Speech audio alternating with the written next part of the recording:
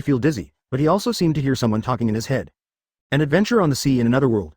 Different from wizards, fruit users have a unique physical skill system. Can I learn it if I go there? Comparable to the difficulty of an S-class wizard mission? The more Gray listened, the more excited he became. The idea of adventure in another world alone had piqued his interest. Not only can you learn new physical skills, but your strength will also increase. The most important thing is that this different world is more difficult than an S-class mission.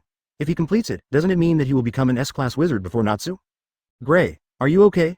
A voice interrupted Gray's fantasy, and Urza looked at him with some concern. Gray sat on the ground for a long time without saying anything. She thought that her armor had damaged the other person.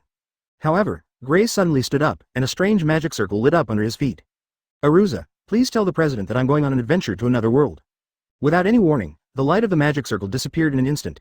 It was so fast that no one in the guild except Urza noticed it. This guy, Urza had a bewildered look on her face, staring blankly at the empty space where Gray had disappeared. Now there was only a jacket and a pair of trousers left. Idiot, why do you have to take off your clothes when you go to another world? Time. 42nd day of the journey, 8th day in Wano country, 8:11 a.m. Location.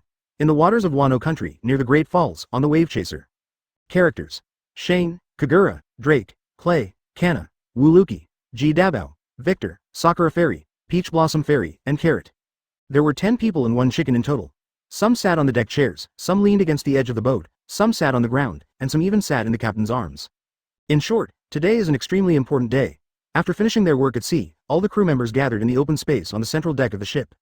Open black lens bracket cooling time has ended.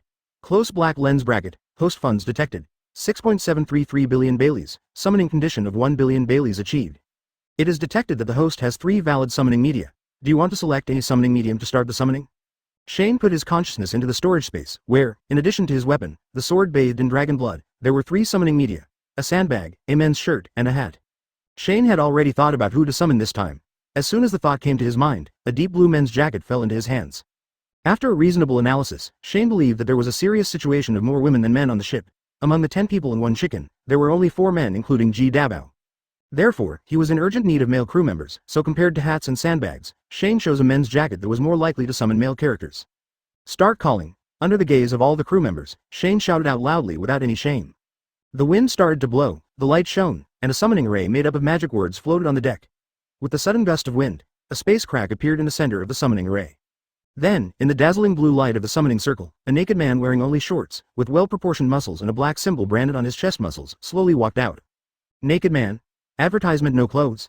Is this Gray? Even though he was not wearing any clothes, Shane recognized the man at a glance. He had been following Fairy Tail and One Piece since he was a child. Congratulations to host for successfully summoning the fairy tale ice wizard, Gray. Ability obtained. Ice shape magic. Open black lens bracket character. Shane close black lens bracket. Open black lens bracket age. 24 close black lens bracket. Race. Human, 73%, Night Rabbit, 5%, Elves, 4%, Dragon, 10%, Demon, 8%. Open black lens bracket abilities. Conqueror's Hockey Mastery, 11.32%. Fire Elemental Power Mastery, 74.21%. Observation Hockey Mastery, 42.61%. Armament Hockey Grandmaster, 3.52%.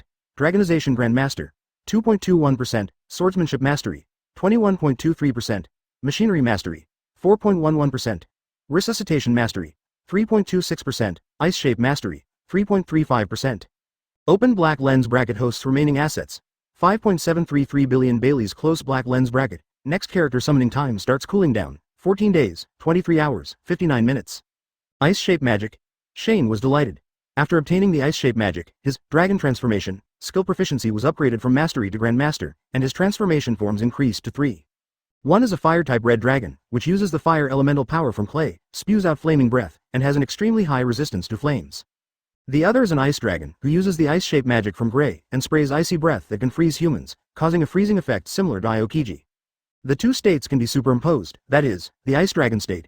In this state, he will gain resistance to both fire and ice, and his breath will also be upgraded to a dark blue ice flame, which will burn the enemy. Burn and freeze effects. While Shane was thinking to himself, the other crew members were also a little surprised. It was the first time they saw a newcomer summoned without clothes. But after all, they are from another world. Maybe this newcomer just happens to come from a world where people don't wear clothes when going out, so it's understandable, right? I don't understand shit. This guy isn't even wearing pants, just a pair of black shorts. Isn't that underwear? Kagura couldn't hold it in any longer. She could actually see a crew member who was even more perverted than Shane. The Sakura Fairy, Peach Blossom Fairy, Klee and others on the side had already turned their heads away with blushing faces. Among them, the Sakura Fairy glared at Shane angrily, complaining that he did not remind this new partner that he was a pervert. I don't know either. Shane spread his hands innocently. At this moment, he saw the jacket in his hand and suddenly realized the purpose of this summoning medium. Good boy, Tongzi, you knew from the beginning that this guy would come here naked. Shane threw the men's jacket in his hand and Gray caught it subconsciously. At first he didn't understand the etiquette of throwing clothes when meeting someone, but he soon found that everyone looked at him with a strange and familiar look. It was just like the way those people in the guild looked at him every day, strangely friendly. Oh no, I'm not wearing any clothes. When did? Gray suddenly realized, looked at Shane with gratitude, and then put on his jacket. However, he looked even weirder when he put on the jacket. He wore the jacket on top, but a pair of empty shorts on the bottom that were not much longer than his underwear. Shane held his forehead helplessly. This guy is also a thick-skinned person.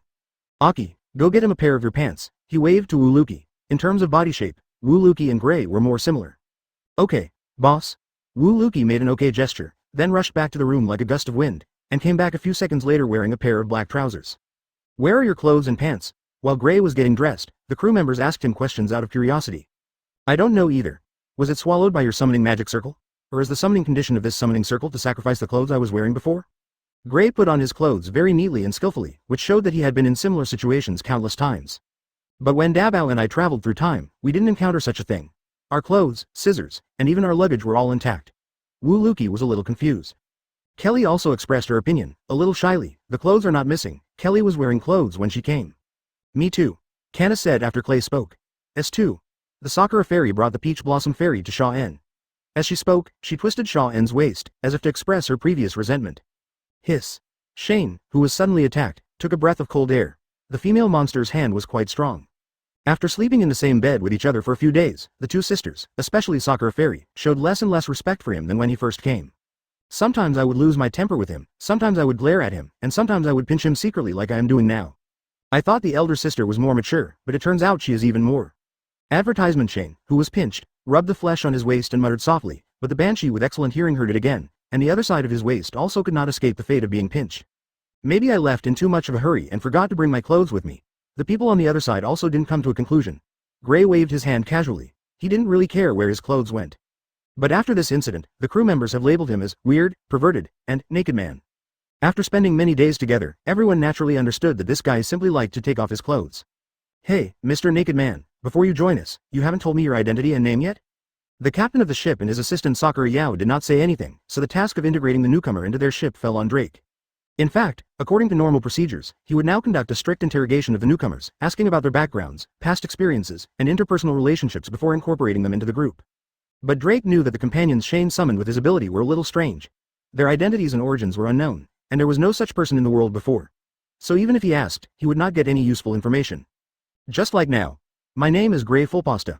I live in Magnolia City in the Kingdom of Fury. I'm from the Magic Guild Fairy Tale and I'm an ice wizard. As expected, Drake didn't understand a word except his name. Magic Guild? Are you a magician? Victor was the most shocked. Magic was taboo in his world. He and Jace studied the Hexstone in order to use it to grasp a little magical power. Ice? Could it be a similar ability to Admiral Liuqi? Drake automatically ignored the word, magic, which he didn't understand. It's not a magician, it's a wizard. I don't know what a magician is, but it's definitely different from us. Gray shook his head in denial, and at the same time, he put his hands together in front of his chest and made a skill pre-swinging motion, which was indeed not related to a magician in the traditional sense. Ice shield. Along with a dazzling white light, a sudden chill arose, and an ice shield condensed out of thin air in front of him. Wow! Everyone exclaimed, and among them, Liuqi, Klee, Kagura, Carrot, and Ji Dabao clapped their hands out of respect. How cool! You said you're not a magician, one more. Hey, I'm not a monkey for people to watch, and why can a chicken and a rabbit talk? Gray was frowning, and only then did he turn his attention to Ji Dabao and Garrett. Because I am a furry tribe, not a rabbit in the ordinary sense. Apart from my appearance being different from your hairless tribe, there is no other difference. Garrett explained in a silly way. She was still in shock and didn't understand how Shane managed to turn a living person into a living person. Could this be the magic in the hairless world? Is Shane a magician? Thinking of this, Garrett looked at Shane with admiration, which made Shane a little confused, and carefully handed her a carrot. And I am just an ordinary chicken that can speak human language. Little brother, do you want a cigar? A chicken smoking a cigar doesn't seem ordinary, does it? Gray's mouth twitched and he declined Ji Dabao's kindness. But he was very receptive. After all, there was already a talking and flying cat in the guild. Gray moved his gaze away from Ji Dabao. This time he didn't look at anyone else, but began to look at the surrounding environment. What catches the eye are masts, sails, cartoon red dragon flags, and the vast, boundless blue sea. An extremely huge sea beast that he had never seen before jumped out of the water, and the calm and smooth water surface was instantly broken. Roar! The body of the sea monster was completely exposed on the sea surface. It was nearly 100 meters long, and its huge mouth full of fangs seemed able to swallow the ship in one bite. What kind of monster is this? Gray's expression became nervous. He placed his hands in front of him, and ice spear models gradually emerged in front of him. But before he could make a move, the orange-haired man who gave him the jacket at the beginning walked forward lazily, raised his eyes and glared at the sea beast. Woo! The previously ferocious sea beast instantly lost its temper, with a human-like expression of fear on its face. Under Gray's incredulous gaze, it dejectedly dived back into the sea. Are all the monsters here so cowardly? No, that man seemed to have used a force beyond his knowledge, and it was he who scared the sea beast away. There was a hint of doubt in Gray's eyes, but at the same time he felt relieved. He had never fought a monster of such a large size, so he was inevitably a little nervous when he saw it for the first time. Still want to run away?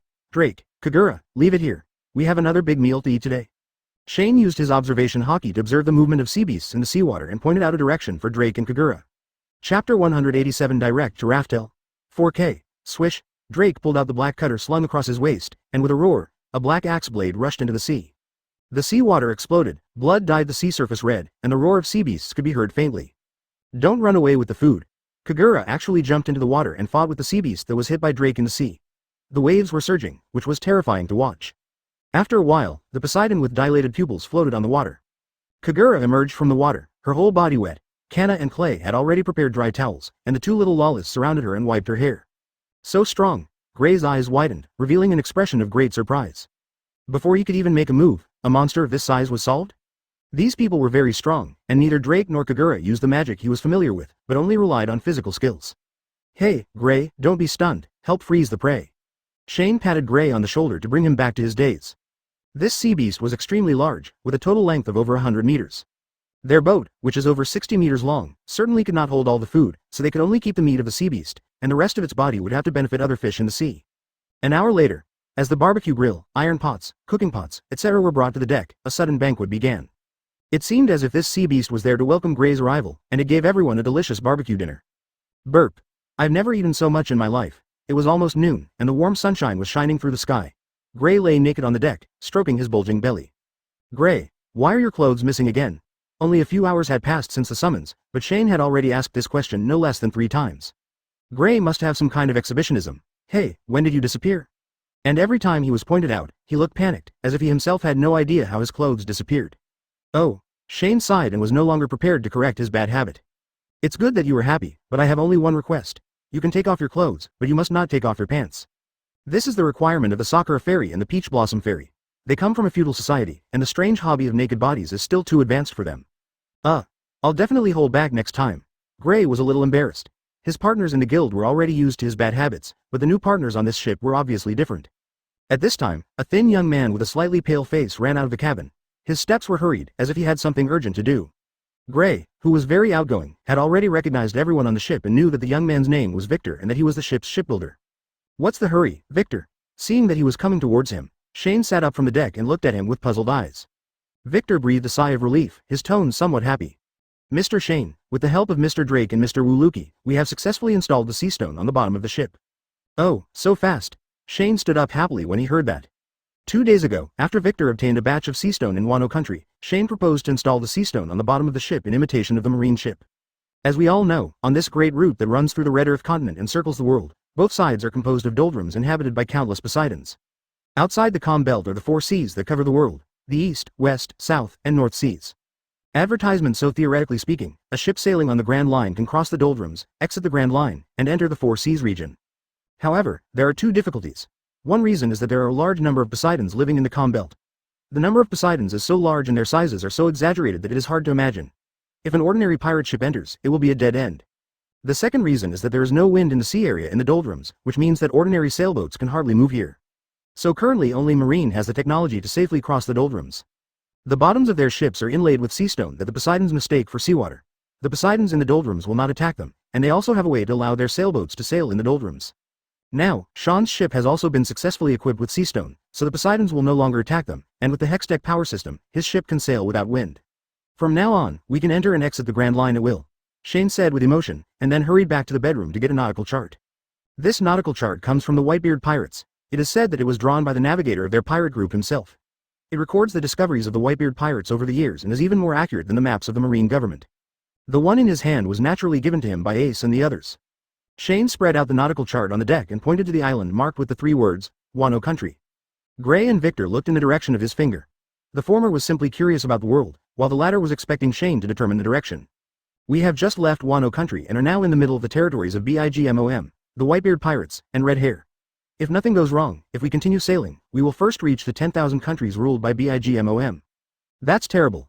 I remember Mr. Shane seemed to have driven away Bigmom's pirate ship in Wano country not long ago. If we appear in her territory, there will definitely be friction. Bigmom. What a strange title. Is this guy very powerful? Gray asked doubtfully. Not very strong, but one of the 4 most powerful forces in the New World. Drake and Liuqi slowly walked out of the cabin and answered the questions asked by Gray. You've come at the right time. I have an idea about the subsequent route. Can you give me some advice? Seeing Drake coming, Shane waved hurriedly. He is one of the only 2 natives of the pirate world on the ship and the person who knows this world best. Can our ship cross the windless zone now? Well, this ship surpasses all the marine ships I have ever been on. It is definitely feasible to cross the windless zone. Drake confirmed, with some curious emotions in his eyes. He also wanted to know what kind of route choice this captain with a strange mind would make. After Drake's personal confirmation, Shane was convinced that his idea was real and feasible. Then, he came up with a groundbreaking bold idea that shocked Drake to the point of doubting his life. Hypothetically, Shaw pressed his finger on Wano country, and then quickly crossed a large distance, passing through 10,000 kingdoms and Beehive Island, to the windless zone on the west side. Now we set foot on the windless zone, and then drive forward along the windless zone towards the depths of the New World. Can we sail to the end of the New World? That is the legendary final island, Lofdru. New World, Ghost Island. Kaido was drinking heavily. He lived alone in a cave. There were tall wine bottles in front of him, and his men were constantly carrying them inside. His body was wrapped in bandages, and there were more than a dozen wounds all over his body. He had just experienced one battle, and it was normal for ordinary people to have wounds, but for Kaido, who had only suffered one blow from Odin in his life, it was particularly abnormal. Whitebeard. Why are you dead? Only you can hurt me to this extent. He seemed to be drunk, sometimes crying, sometimes laughing like a maniac, showing his changing emotions vividly. Of course, the subordinates are already used to it. They just need to keep moving the wine, but Jin and Quinn think much more. Brother, there is no need to be so sad. The worst we can do is go back and snatch Wano and the young master back together, Quinn admonished, his tone full of treachery. In fact, he didn't want to go back at all. It was too dangerous to fight the Whitebeard pirates. Even if Whitebeard was dead, he was still a little frightened by the high-end combat power of the Whitebeard pirates. Advertisement. There are really too many, more than a dozen captains, dozens of pirate ship captains, and nearly tens of thousands of troops. Seriously speaking, with the exception of Kaido, The Beast's pirates are almost all weaker than the Whitebeard pirates, and their mid-level and high-level combat capabilities are simply not enough. Moreover, the young Master Yamato also joined the opponent. Both she and Ace have mastered Conqueror's Entanglement and are qualified to fight against the boss of Kaido. And given the young age of those two people, they may be able to reach the level of boss Kaido in the future. Brother, I am not afraid to fight Marco again. Jin's eyes were filled with fire, filled with shame and anger. In Jin's heart, they didn't lose, but the old man who overdrawn his life used his last strength to knock the entire Ghost Island away. He was convinced that if Whitebeard had not done that, they would have won the Beast Pirates, because in the end Kaido was only injured, but Whitebeard died. After hearing the words of the two powerful generals, Kaido's eyes suddenly became clear, and he glanced at Jin and Quinn in front of him with a hugely oppressive gaze. Brother. Jin's eyes were full of respect, and he admired him just as much as before. Brother. Quinn's expression was much more deliberate, it was also respect, but it looked more like flattery. Ha ha ha ha. Kaido was very satisfied with these two kinds of respect. He reached out and patted the two on the back. Jin stood still, but Quinn's fat body was almost knocked down. No hurry. Before we fight those two brats, we have to watch a show first. A show led by the 5 elders and the guys behind them. Kaido took a big sip of wine, and the sound was accompanied by a strong smell of alcohol, which almost made Quinn, who was listening carefully, faint. What drama? Jin also covered his nose, but he did not show disgust. Instead, he asked in confusion. A few old immortals who fear the unknown saw visitors who did not belong to this world. Their fear, worry and terror led to the birth of this play. With the appearance of that guy, the world gradually lost their control, and they felt that it was not only Joy Boy who could stop their plan. So they can't help it, or rather, he is finally going to take action. After saying that, Kaido laughed loudly while drinking, looking up and laughing. His eyes seemed to penetrate the cave and reach the throne 10,000 meters in the sky. There sat a slender and mysterious figure. 5 white-haired old men came forward respectfully, knelt on the ground and kowtowed, as if they were worshipping a god. An old man said, Lord we have contacted Kaido through special means, but he did not agree to participate in this dragon-slaying plan. He just said that he would be there when the time comes. Another old man blew up his beard, as if he was very angry. Does that ignorant guy really think we are his enemies? It is clear that he is, and the whole world are enemies. That group of shameless visitors from another world, under the guise of the power of the devil fruit, are clearly using the power of another world. This can deceive the eyes of the world, but it can't escape the eyes of Lord at all. Another old man spoke up. Lord should we also inform the other 4 emperors of this news? Bimom or Red Hair? The Whitebeard pirates seem to have a good relationship with him, so they probably won't agree. What a bunch of idiots. They have no idea who our real enemy is, another old man said angrily. He was none other than the 5 elders who was beaten twice by Kanna a month ago. It's no use, except for a few people, numbers don't make a difference. The figure on the throne finally spoke, with a neutral voice that was neither male nor female, and whose gender could not be identified. I saw that white dragon. Its power level is far beyond our world. The only way to harm it is to rely on the original power of the devil fruit and the world's top conqueror's domineering power. Are you talking about the fruit awakening and conqueror's entanglement? An old man asked suddenly. No, Doflamingo also mastered the awakening of the fruit, but he still failed miserably, another old man quickly refuted. The voice from the throne came again. It's not an ordinary fruit awakening. I'm afraid only the fruit of me and the descendant of Nika can hurt it. In addition, in the current world, only Kaido and the red-haired conqueror's domineering can hurt it. The extent of it. So, should we contact Red Hair? Even though that guy has celestial dragon bloodline, he follows the path of Joy Boy, said one of the 5 elders. Don't force yourself. You have to remember that our move this time is just a test, not an elimination, and I will only try once. Im's voice sounded uncertain, which shocked the 5 elders. This was the first time, other than Joy Boy, that this godlike figure had shown such emotion. Chapter 188 Klee also has ideas. Your idea is very bold, but it's a pity. Drake was shocked by Shane's bizarre idea for a long time, and it took him nearly a minute to come back to his senses. I have to remind you of one thing. Even if we can safely reach the end of the New World through the Calm Belt, what will appear in front of us at that time will not be Raftel, but the other side of the Red Earth continent, the entrance to the Grand Line and the backside of Upside Down Mountain. Except for Roger from One Piece and his many missing crew members, no one knows the coordinates of Raftel. The only way to find Raftel is to collect all the historical texts that are imprinted with the route to Raftel. Shane fell into a misunderstanding. He thought he could find Raftel by reaching the midpoint of the New World. There is a high probability that Raftel is in the deepest part of the New World, but as Drake said, no one knows the coordinates of Raftel. Even if you reach the deepest part, searching for an island with unknown coordinates in the vast ocean is like looking for a needle in a haystack, which is just a pipe dream. Sure enough, it's not that easy to pass the level. Shane was not angry about this, as Raftel had never been his biggest target. At most, he was a little curious about what Roger had left on the island and what secrets the island held. But it was only out of curiosity. He didn't want to bother himself with an illusory final island, or even get involved in the future fight between the 4 emperors. Suddenly, a little girl in a fiery red knight costume jumped out, and she was holding another sleepy white-haired girl. Brother Shane, Klee also has an idea. You? Shaw-en was stunned when he heard that, then he smiled and rubbed her hair, saying, Tell me, what earth-shattering ideas does our blasting expert have? Well, brother Shane, Klee knows what you are talking about. Klee has another way to reach the deepest part of the new world. Under the gaze of Shane, Drake, Victor and Gray, Klee and Kanna jumped to the nautical chart on the deck. Klee lay on the deck, her eyes full of spirit rolling around. Her attention was completely different from that of Shane, who was focused on the Grand Line, the calm belt and other routes. Instead, she was staring at the red Earth continent that surrounded the world.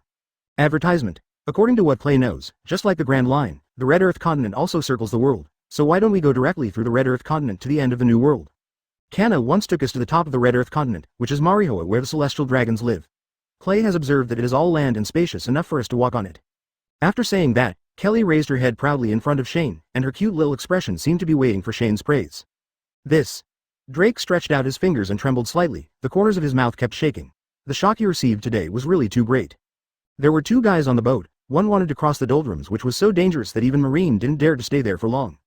Another one was even more outrageous. He actually wanted to climb to the Holy Land where the Tianlong nobles lived at an altitude of 10,000 meters and borrow a road from the doorstep of the five elders. What a unique train of thought. Shane was also shocked. He thought his idea was unique enough, but he didn't expect Kelly to be even more heaven-defying. It is feasible, but it is feasible. If we ignore the five elders who may be enraged and the celestial dragons like Yim, we can indeed go halfway around the world and reach the red Earth continent on the other side. What the hell is Qingqi? Let's not talk about how all of us can get to an altitude of 10,000 meters. Where will the food come from after we get there? What if the celestial dragons and marines are blocking the way? There is only one straight road on the red Earth continent, so we are being attacked from both sides. We don't have a means of transportation on land that can rival the pirate ships. Aren't we just pure targets? Seeing that this guy was actually thinking about the feasibility, Drake finally couldn't bear it anymore and got so excited that veins all over his body became obvious. It's no wonder that he was so excited, because if he didn't rush to veto it, these daring guys would really do such a thing. Hey, what Drake said makes sense. This is something Klee didn't consider. Let Klee go back and think about it. After saying that, Klee pulled up Kanna, who was sitting drowsy on the deck, and the two girls hurried away again. Judging from the direction, they seemed to have gone to the lower cabin, Klee's bomb laboratory, which now seemed to be used as a secret base by the little guys. Mr. Shane, what Mr. Drake said makes sense. The wild ideas may have good intentions at first, but they are likely to lead to bad consequences in the end, Victor advised. Advertisement Gray also shook his head. After listening for so long, he finally understood some of it. Shane and Kelly both proposed a way to reach the final island without taking the normal route. But these two methods, one is to go through the uninhabited and extremely dangerous doldrums, and the other is to set foot on a red soil continent that circles the world. Gray doesn't like either type. He likes crowded and lively places. Moreover, since he has come to this world full of oceans, he must experience the life of drifting on the sea. I don't want to go to the doldrums or land. It sounds boring. The sea is so much fun. I haven't experienced the joy of sailing on the sea yet. Well, Master Shane, I don't care about the final island either. Sakura Fairy came over with 4 cups of drinks in her hands. After the other 3 took away, she personally held the last cup in Shane's hands.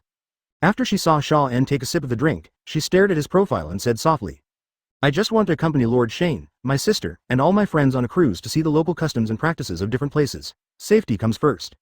Oh, I know. I'm afraid most of my friends think so. Shane sighed and drank the drink in the glass. He felt a little regretful that he couldn't see Raftel right away. But if this is what Lord Shane is looking forward to, I and everyone on the ship will support your choice. Sakura Fairy took the empty cup from Shane. Well, I will also provide my unreserved support, Victor said with a smile. He trusted Shane more than most people on the ship. This is your boat. It's up to you to decide where you want to go, Drake said coldly, turning his head to the side. Apart from not looking at Shane, his tone was normal. In such an atmosphere, Gray also wanted to say a few words, otherwise he would seem out of place. As soon as the voice came out, he was slapped back by Shane. There was a snapping sound, so crisp. You don't have to rush to express your opinion as a newcomer.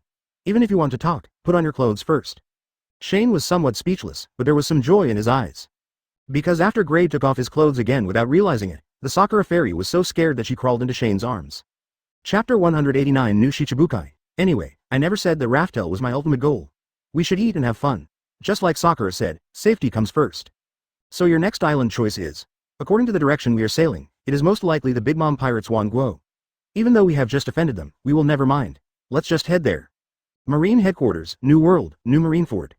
New Shichibukai, 4 newcomers? Are you serious? Kizaru, wrapped in bandages, sat on the sofa, looking at the list that Sakaski handed to him. There are only 3 Shichibukai left now, the world's greatest swordsman Hawkeye, Empress, Hancock, and the newly joined, Clown, Buggy. The others, including Crocodile, Doflamingo, Moria, and Jinbei, were removed from Marine for various reasons. And Blackbeard, who had just taken office and was expelled from Marine for attacking Admiral Marine. Nowadays, the Shichibukai position is extremely vacant. In order to maintain the balance of the world, the Marine is not ready to abolish the Shichibukai system. Fleet Admiral Sakura and other Marine senior executives have drawn up a list of candidates. Their names are Red Dragon, Shane, Surgeon of Death, Trafalgar Law, Eustace, Captain, Kid, and Whitebeard 2 Edward Weeble.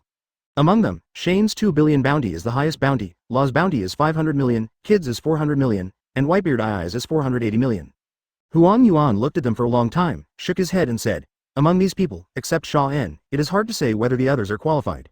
More importantly, given the tempers of these people, will they really agree to join Shichibukai? Edward Weibel has decided to join. He only listens to an old woman who seems to have some connection with Whitebeard. Sakura sat in the Fleet Admiral chair with a smoking cigar in his mouth. From my judgment, the dead surgeon will most likely join the Shichibukai. The most troublesome ones are Kid and Red Dragon. I'll leave Kid to another person, and you can handle Red Dragon. Ah, me? Kizaru showed a confused expression on his face. He pointed to Sakura at the bandages wrapped around his body, indicating that he was still a wounded soldier. You were very familiar with him, so it would be best if you could do it. Even when facing a colleague of many years, Sakura's tone was unquestionable. But Kizaru could no longer sit still. He felt that ever since Luffy caused trouble in the Sabaody Islands, he had hardly stopped. He was always on duty or waiting to be on duty. Advertisement after a month, he, who was originally the most lazy general, is about to become the most dedicated employee in the entire Marine. Now when he went to the cafeteria to eat, he could even hear other Marines praising his diligence. This was almost impossible in the past. Bulu Bulu. A Den Den Mushi in front of Sakura's desk rang. This Den Den Mushi seemed very important, and his expression suddenly became solemn. He motioned to Kizaru to stop talking, reached out to pick up the Den Den Mushi, and walked into the dark room alone. Hello, it's me, Sakura. After closing the door, Sakura answered the Den Den Mushi and said in a cold tone. I heard you're going to let Qilong serve as Shichibukai? A deep and old voice came from the other end of the Den Den Mushi, carrying a sense of indifference to everything. It's true. Sakura narrowed his eyes. He was not affected by the voice and his voice was still cold. It's not just me. This is the consensus of all Marines. If he takes over as Shichibukai, he will definitely pose a huge threat to the pirates. Do you have any opinions on this matter? Sakura, watch your tone? The voice seemed extremely dissatisfied with Sakura's domineering attitude. We are the ones who promoted you to the position of Fleet Admiral. Who do you think your entire Marine government will obey? Don't forget, we can let you go up, and we can also let you come down. There were several threats in a row, but Sakura did not respond except to clench his fists. He asked impatiently.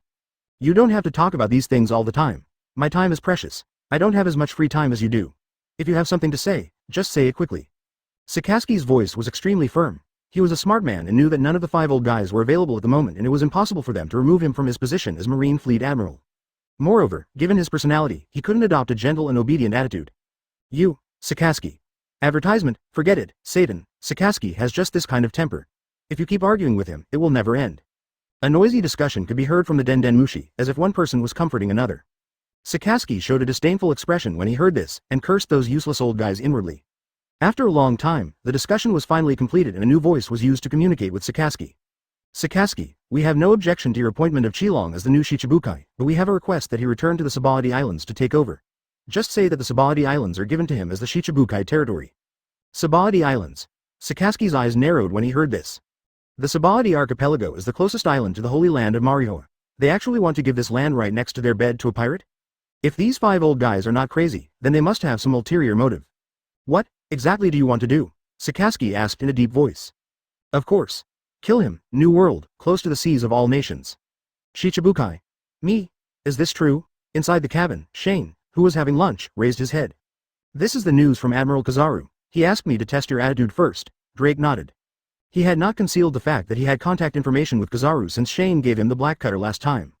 This also shows that if he were to choose between Marine and Shane, he would most likely choose Shane. What is Shichibukai?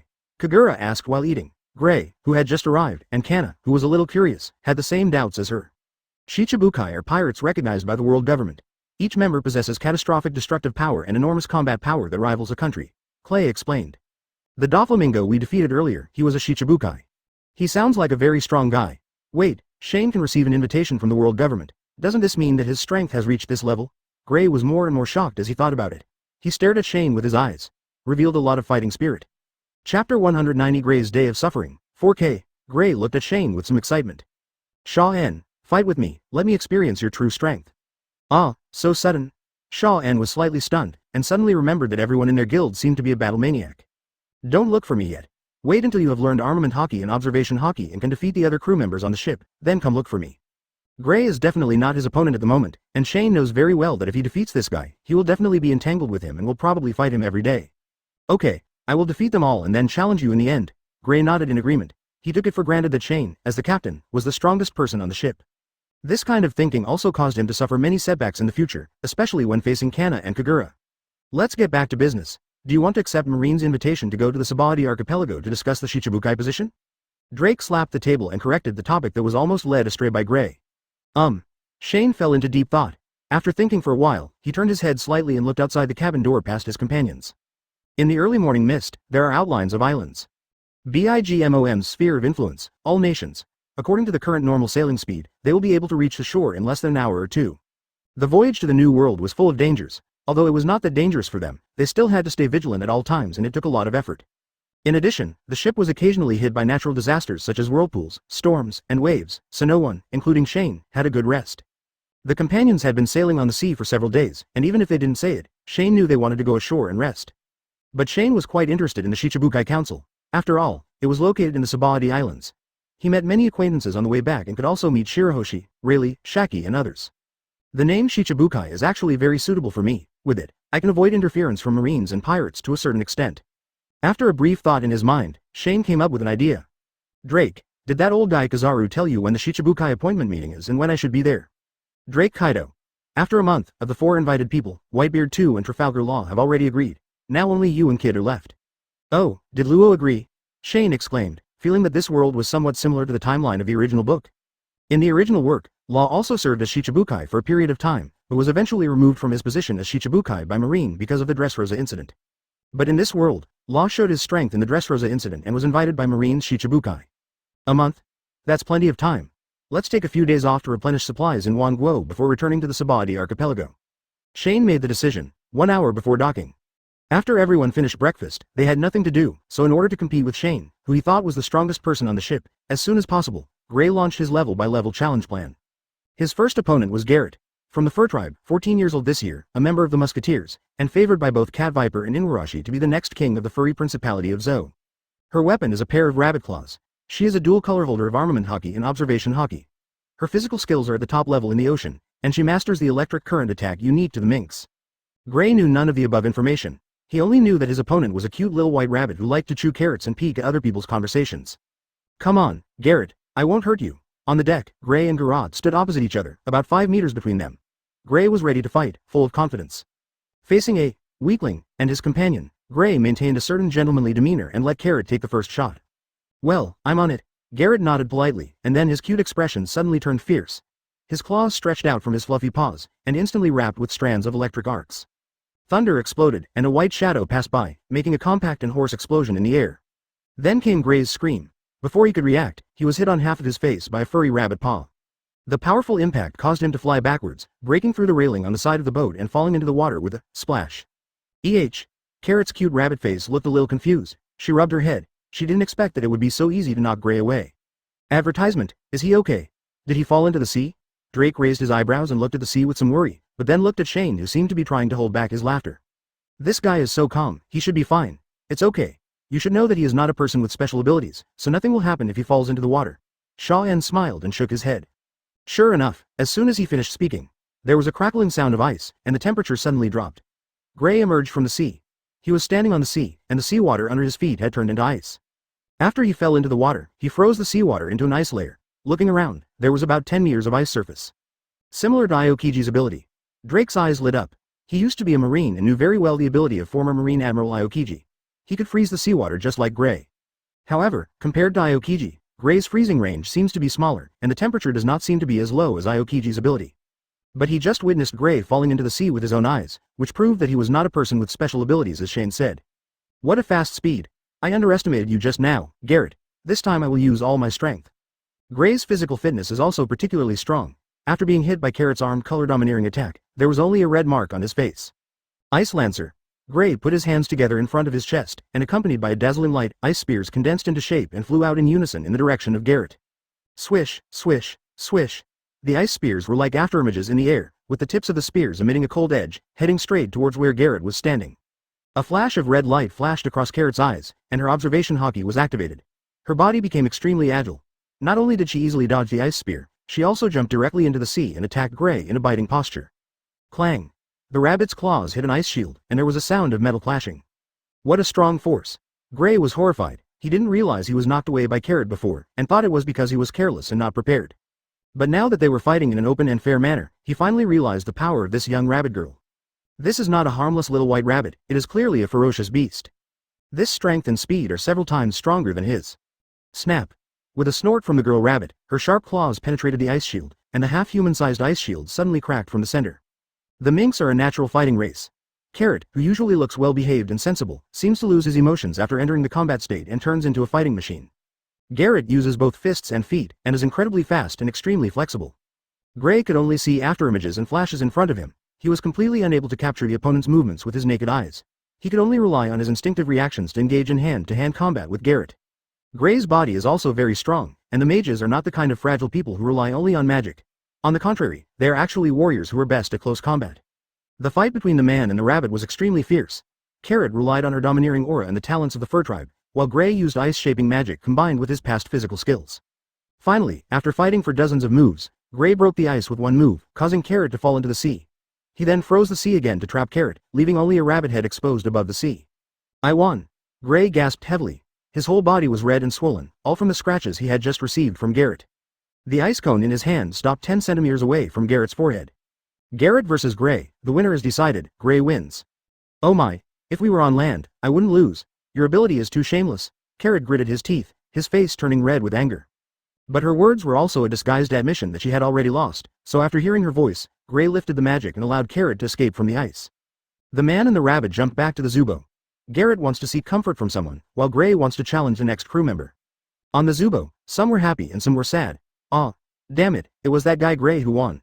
My 1,000,000 Baileys, Kagura cried and held her head. Yeah, I won money again. It turns out that you can't go wrong if you follow Lord Shaw-en. The Peach Blossom Demon held a stack of money and smiled so happily that peach blossoms bloomed all over the boat. Damn it, you guys are actually gambling, Gray shouted angrily. He finally understood, and like his mates in the Fairy Tale Guild, his new mates weren't too shocked either. There is not much entertainment on the sea. You can't deprive everyone of their right to happiness, Gray. Shane said with a smile while counting the money.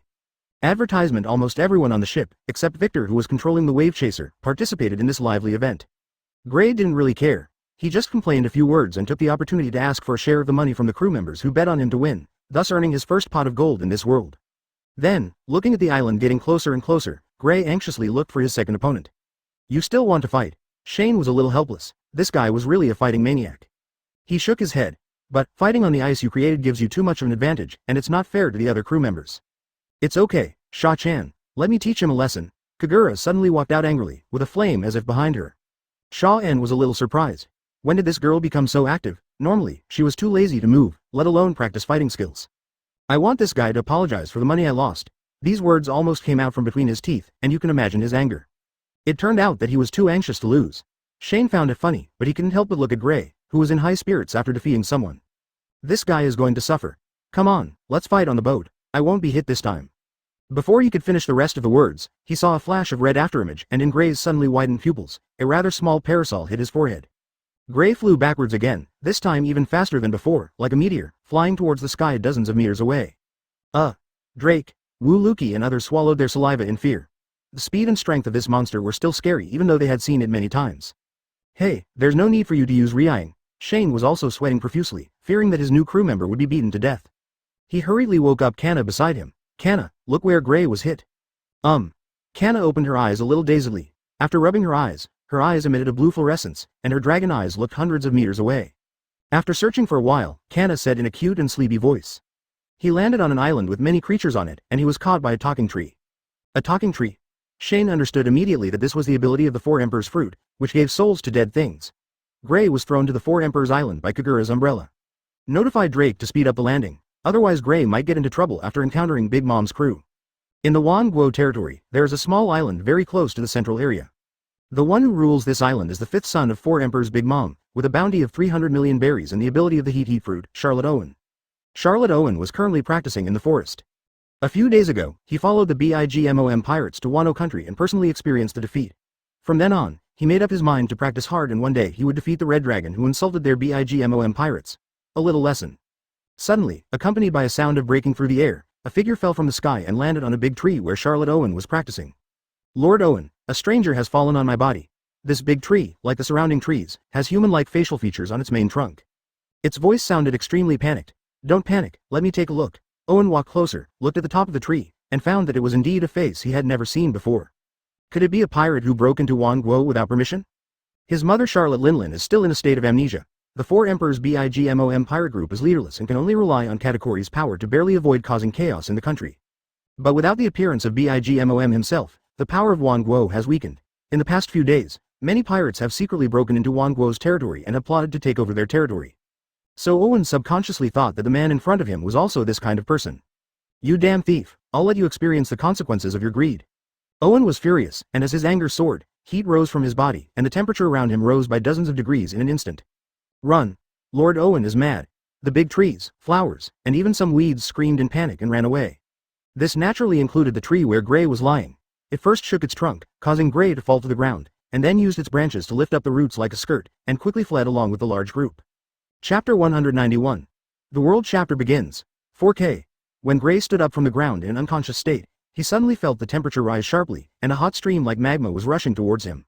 For a moment, Gray thought he was beaten back to the guild and that it was that annoying fire idiot who attacked him. Ice Shield. There was no time to dodge, and relying on his previous experience against Natsu, Gray quickly put his hands in front of him, and a half-man-high ice shield was formed in an instant. The heat flow instantly broke through the ice shield and burned Gray's skin, causing him to grimace in pain. Huh? You seem to have some strength, don't you? Owen showed a look of shock on his face, which then gradually turned into joy. Although the nameless pirate who had sneaked in was injured by his ability attack, he used his ice shield to block most of the power, causing his hot breath that could have melted a human body to only scratch his skin. It was confirmed that he was a strong man worthy of his full-strength fight. Hole, why did you launch a surprise attack? Gray had a painful expression on his face as he pressed the scrape on his arm. He realized that he was no longer on a ship, but on a forested island. This should be the 10,000 countries that Shane and the others mentioned, and it is also the place they are about to arrive. The little girl who had a big appetite and looked ordinary turned out to be so strong that she knocked him nearly a kilometer away with one blow. His head was a little dizzy now. If he hadn't been suddenly attacked, he would probably want to lie on the ground for a while. Attack? If you hadn't barged into our island without permission, and it was my training place, why would I attack you? Gray couldn't refute Owen's words, and he couldn't explain that he didn't sneak onto the island, but was driven to the island by his companions. But if it was an ordinary person who was hit by that blow you just made, he might have died, Gray said in a deep voice, looking at the person in front of him with a very serious gaze.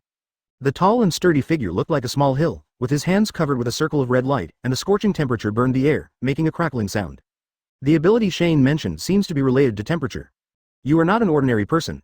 Although we haven't fought yet, judging from the fact that you blocked my attack just now, I can see that your strength is at least comparable to that of a pirate with a bounty of over 100 million. Owen rubbed his hands together and took heavy steps towards Gray. As the distance got closer, his fists continued to gather power, like a small sun. I saw you just put up an ice shield. The ability of the fruit should be related to freezing. It looks like a lower level of the ice fruit. It's a coincidence. People often say that my ability is lower than that of General Akainu. Maybe it's fate that we met here. As soon as he finished speaking, before Gray could say anything, Owen had already swung out his fists that had been accumulating power for a long time, and two streams of red-hot air swept out. Let's have a fight. On the other side, under the piloting of Victor, the wave chaser flexibly avoided the spies distributed in the waters around the island and entered the territory of the 10,000 nations. It was on that island that Gray got into a fight with a man who looked angry. At the bow, Kanna, who was held in Shane's arms with one hand, scanned all the islands of the 10,000 nations with her eyes like a detection instrument, pointing in a specific direction. Notify Victor to drive in the direction Kanna pointed. Shane instructed Liuqi and Ji Dabao who were on standby beside him. Yes, boss. Okay, Boss Shaw. After receiving the order, the man and the chicken quickly turned around and ran towards the cockpit. What does very angry man mean? Shane grabbed the tender face of the lowly in his arms. Kanna replied. Because he was steaming all over, just like what Shane said, steaming with anger. Shaw N was speechless. He didn't expect that this little girl could also tell jokes. The wave chaser was more than 60 meters long. Even though Victor had excellent driving skills, he was still discovered by the people stationed there when he approached the shore of the island pointed out by Kanna. Who are you? How dare you break into Guo? Hurry up and inform Lord Owen that an unknown pirate has broken in. Advertisement. Lord Owen is practicing. Oh, no, something seems to be happening where Lord Owen is practicing. The soldiers stationed on the island panicked. With a sound like an explosion, their attention was no longer on the pirate ship that suddenly appeared, but on the interior of the island. In their field of vision, accompanied by a stream of heat, the forest where Owen was practicing suddenly caught fire and the temperature rose sharply. Then an ice floe appeared, and the burning forest was frozen again, as if winter had suddenly arrived and the temperature dropped again. This is Lord Owen's ability. No, it's Lord Owen who is fighting with others. Owen's men are all candidates for the BIGMOM pirates and are by no means ordinary pirates on the sea.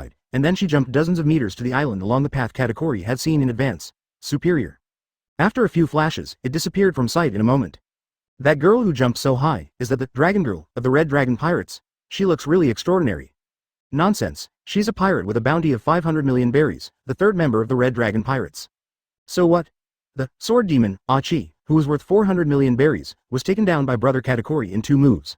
I think their bounty is probably inflated. Katakuri, why didn't you stop her just now? Your observation hockey should have been able to predict it. Smoothie stepped forward and asked. It's useless. I can't stop it. Even if I take action I will be hindered. Katakuri's voice sounded particularly heavy, and his eyes unconsciously looked at the white-haired little girl next to the red dragon. Just as Kagura was about to leave, Katakuri used his observation hockey to predict the scene after he tried to stop her, and what greeted him was a dazzling flash of lightning. 1.587 billion Baileys, the second member of the Red Dragon Pirates, Silver Dragon, Kanna Kamui. She has a small body, a pair of white horns on her head, and a purple dragon tail behind her. Apart from these inhuman physical features, she looks no different from a human girl. But Katakuri, however, keenly sensed the other party's peculiarity, which gave him a sense of fatal threat, a feeling that was even stronger than that of the Red Dragon himself, as if he was facing his own mother, 4 Emperors Bigmom. Katakuri denied his feeling. He didn't think a little girl could be compared to one of the 4 Emperors. But he did not underestimate this silver dragon, and whispered to the other 3 generals beside him. Smoothie, I'll leave this guy to you, Cracker, and Snaggle to deal with together. Nani? Are you kidding me, Katakuri? Let the 3 of us deal with that little guy? Smoothie looked ridiculous and stared in surprise at her brother whom she trusted. She's not a small one. Her bounty is higher than Katakuri's. She's the second most threatening person to the Red Dragon Pirates. Cracker obviously has more information than Smoothie, but his tone still reveals with a sense of displeasure. The generals were all proud and arrogant people, and 3 against 1 was really hard for them to accept. If you are not serious, you will lose, or even die. Katakuri said no more. He stared at Shane, the leader on the opposite side, with fiery eyes and stretched out his hand to invite him. Red Dragon, it's not convenient to move your fists and feet here. Go to the mirror space and fight me. Just what I want. Chapter 192 Smoothie's Moment of Despair. Listen, I'm going to meet Katakuri later, and you guys can pick a suitable opponent and just treat it as a practice. Always remember one thing. If anything goes wrong, call Kanna's name. Kanna, I have a mission for you. Protect all the companions on the ship. Also, you must suppress your own power and don't destroy our ship. Of course, you can get mad when necessary. While Katakuri was giving orders, Shane on the other side was also giving orders to his companions. And you, Klee, don't do anything today. Just stay with Kanna. Your bombs will sink our ship. After saying that, at Katakuri's invitation, the 2 of them walked into a large mirror one after the other. No one else tried to stop them, and the scene looked very harmonious. Oh. The excited Klee wilted in an instant. She bit her lips sullenly and became autistic. Damn it, what Brother Shane said made sense, but she also wanted to join in the fight with her friends. No, she must find a way to participate in this battle. Klee suddenly had an idea and thought of a way to contribute without blowing up the ship. She followed Brother Shane into the mirror space and then worked with him to blow up the bad guy Katakuri. Of course, the premise of all this is that I must not be discovered by Shane and Katakuri and follow them into the mirror space, otherwise I will definitely be stopped. Among those present, the only one who could hide from these 2 people and send her into the mirror space was, as expected, Kanna. Fortunately, Kanna is her good friend. So, when Shane and Katakuri went to the mirror space together, Klee whispered something in Kanna's ear, and then Kanna nodded, reached out and gently pushed Klee, and actually pushed her into the mirror space out of thin air. Kanna, where did you push Klee? Peach Blossom Demon witnessed the actions of the 2 lawless and asked in surprise. Shane entered the mirror space, and Klee asked me to send her in as well, Kanna answered honestly. But I saw Lord Shane and the others entered through the mirror? Space. This world seems to have a lot of visibility. I can capture the spatial trajectory of their existence, so it's easy to enter there. Just like the last time she captured Van Oka's teleportation, Kanna was also able to sense the existence of the mirror space. Advertisement. And on the other side, there's a little girl in the Bigmom Pirates who also secretly entered the mirror dimension. Her name is Flamp, and she is Katakuri's sister and avid fan. Her ability to enter the mirror dimension is different from Klee's. What she wants is to witness Katakuri's victory with her own eyes. The battle begins. Suddenly, with Smoothie's roar, all the members of the Bigmom Pirates launched an attack. Dozens of people rushed forward. Let's go too. Drake raised the black cutter high in his hand, like a savage charging warrior. He was the first person to launch an attack on the Red Dragon Pirates. His target was also very clear. He ignored the woman Smoothie and went straight for the remaining strongest Cracker. The black axe blade hit the body of a biscuit soldier heavily. There was a heavy bang. The biscuit soldier was so tough that the black cutter's axe blade failed to break through the defense, and Drake was knocked away by the recoil. HMPH, leaving 2 cookie soldiers is enough for you to have fun. Cracker sneered and snapped his fingers, and 2 identical cookie soldiers appeared instantly. His target is Silver Dragon, not this new pirate supernova. In his eyes, a supernova is far from being a match for Brother Go. However, just after he took a few steps away, a shattering sound suddenly came from behind him. Cracker turned around in disbelief, only to see that the huge black axe had actually split open the defense, and the biscuit soldier exploded into a pool of biscuit powder on the spot. How is it possible? How could you possibly break my defense with your strength? Cracker's eyes widened, as if he had seen something incredible. But he is a general after all, and his eyesight is extremely sharp. I understand. It's the black axe in your hand. You used it to exert a penetrating power that didn't belong to you. It's called the Black Cutter. It's a gift from the captain. The axe is just as its name suggests. Every attack can cut through the enemy's defense. Drake smiled and was never reluctant to tell others about his weapon, because only when others knew about it would the name of the weapon spread. Advertisement. As he spoke, he raised the black axe and swung it 5 times in a row. The shield of the other biscuit soldier broke a little with each blow, until the 5th blow split the body behind the shield in half. Your cookie soldier, I only need 5 cuts. Damn it. Cracker's expression became serious and he dared not underestimate this opponent anymore. This black axe was his nemesis. His biscuit defenses were like toys under this axe. What are you still waiting for? Cracker, come over and help. An urgent roar came from the side. Cracker turned his head suddenly, and after seeing the situation clearly, the shock in his pupils doubled. The 2 supernovas, Smoothie and Snaggle, were actually being suppressed. Their opponent was naturally Kanna.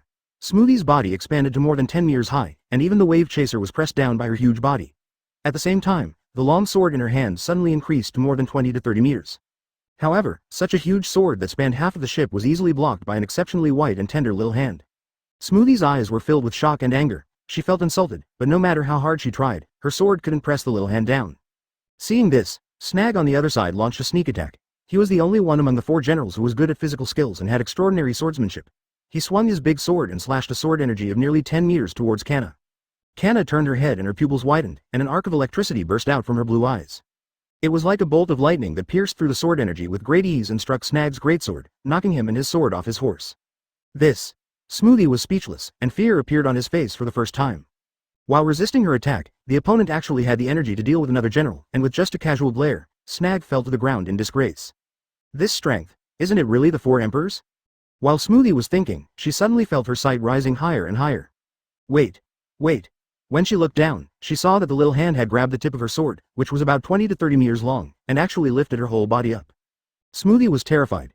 In the hands of this little girl, she was like a baby facing an adult, without any ability to resist.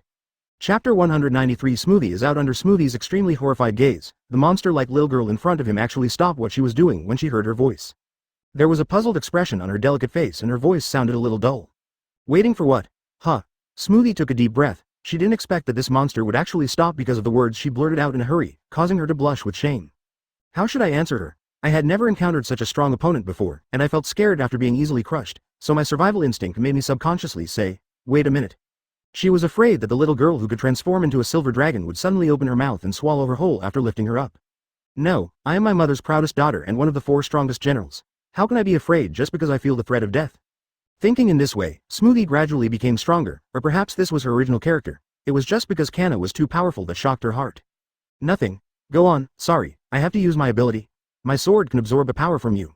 Smoothie gritted his teeth and shouted loudly. Then the ability of the squeezing fruit was suddenly activated, and a suction force was transmitted from the greatsword into Kanna's body. Huh? Kanna exclaimed. She felt like someone was stealing the power in her body. But the speed of stealing was not fast. If the power in Kanna's body was a pond, then the suction force was only the size of a bowl. Even if she sucked it for a whole day, she would not be able to absorb it all. So Kanna did not stop him. She was a little curious about this feeling. It was magical to transfer her power to another person's body. A surge of power came out from Kanna's body, passed through the tip, blade, and hilt of Smoothie's sword, and flowed into her body along Smoothie's palm. Ah! Smoothie screamed with pleasure instantly. She had never absorbed such a powerful force before. Her body did not expand this time, but instead gradually shrank, from more than 10 meters to the size of a normal person, and the sword in her hand also shrank. What a strong feeling. Although her body was smaller, a surge of energy was surging throughout her body, almost overflowing. She just exerted force casually, and the hilt of the sword in her hand was almost crushed by her. With a casual wave of his hand, the space seemed to explode, just like Whitebeard's ability, and he actually created a tiny crack in space. Advertisement. With this extraordinary power, she even felt that Katakuri was no match for her. This is 4 Emperors level power. Smoothie was shocked. By absorbing some of Kanna's energy, she was able to rise from a general star to the level of 4 Emperors. This is only the limit of the energy her body can carry, not the limit of the little girl in front of her. She can feel the other's energy reserves as vast as the deep ocean. You really are a complete monster. Smoothie stared at the white-haired loli in front of him, with fear and greed in his eyes. Your ability is very interesting and useful. It made me remember the transmission method just now. Maybe I can use it actively. Kanna didn't pay much attention to her. The energy absorbed by Smoothie was her energy for a day. Consumption is nothing. She learned how Smoothie sucked the energy out of her body and mastered it instantly. But she didn't want to absorb other people's power. On the contrary, she felt that the power in her body could be given to others, such as to Shane. Connor decided that next time, when Shane was about to leave her, she would transfer some of her energy to him. This way I don't have to keep calling my name, which sometimes makes it hard for me to sleep well. Thinking of this, Kanna looked up at Smoothie with gratitude. Thank you for letting me learn something new. Shane said that she should learn to be grateful to those who have helped her. Thank you. Smoothie once again felt ridiculous. After absorbing the other person's energy, the other person actually thanked her. But none of this mattered. Her goal at the moment had changed. Ever since she felt the almost invincible pleasure from absorbing the energy from Kanna, Smoothie had a bold idea. That is to keep this little girl by my side and serve as her future energy source, a mobile power bank. Silver Dragon, do you want to cooperate with me and join my fleet? The two of us may become the strongest in the world together. Smoothie invited boldly and enthusiastically. Her fruit ability, coupled with the vast energy of the little girl in front of her, is an almost perfect combination. No, Shane won't agree. Kanna shook her head without even thinking, making a Dama gesture with her hands in front of her. Even though this woman had just helped her, that was all. In her heart, her status was far inferior to that of Shane. Moreover, Kanna was not stupid. She knew that the other party was actually an enemy, so it was a good thing that she did not knock them away. Advertisement, Smoothie. What are you doing? Why are you chatting with the enemy? A slightly urgent voice sounded from the side. It turned out to be Snag. After being knocked down by Kanna, he was still unwilling to accept the defeat and wanted to attack again, but was stopped by a strange figure. He recognized this guy at a glance, Sword Demon, Ah-Chi. The bounty looked intimidating, but he was just captured by Katakuri with 2 moves, so he didn't care much. But during the fight, he deeply felt that his opponent was unusual, as if he had become a different person, emitting a biting coldness all over his body, and the knife in his hand could even split. Snag paid the price for his carelessness in the beginning. He was always at a disadvantage and was beaten down. He had no chance to catch his breath and had dozens of wounds all over his body.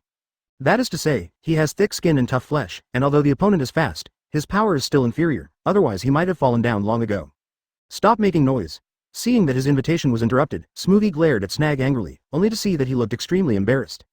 A ghostly black shadow kept flashing in front of him, and a strong gust of wind carried dazzling and fragmented knife light. Each black fragment contained domineering power, piercing Snag's body scarlet. This guy can actually suppress Snag to such an extent. Smoothie's pupils suddenly dilated, but after all, Snag was in the same camp as her. Seeing that he was suppressed, Smoothie couldn't help but help him. After absorbing some of Kanna's energy, Smoothie's strength was significantly improved. With a casual pointing of his finger, the long sword in his hand quickly extended. Just like Luffy's rubber fruit, it instantly crossed most of the deck and attacked in the direction of the black shadow. A red light flashed across Chi's eyes. He sensed that someone was attacking him, but he did not stop attacking Snag because within his field of vision, a white-haired loli had raised her right hand. Bang! The giant sword was suppressed by lightning in an instant, and then Smoothie's body seemed to be hit by something and shot out violently. When he was about to hit the cabin, he was caught by a hand. How could you? How could I be so vulnerable? Smoothie could hardly believe his eyes. The one who knocked her away was the same one who caught her. Shane said that Kanna should protect the safety of her companions and the ship.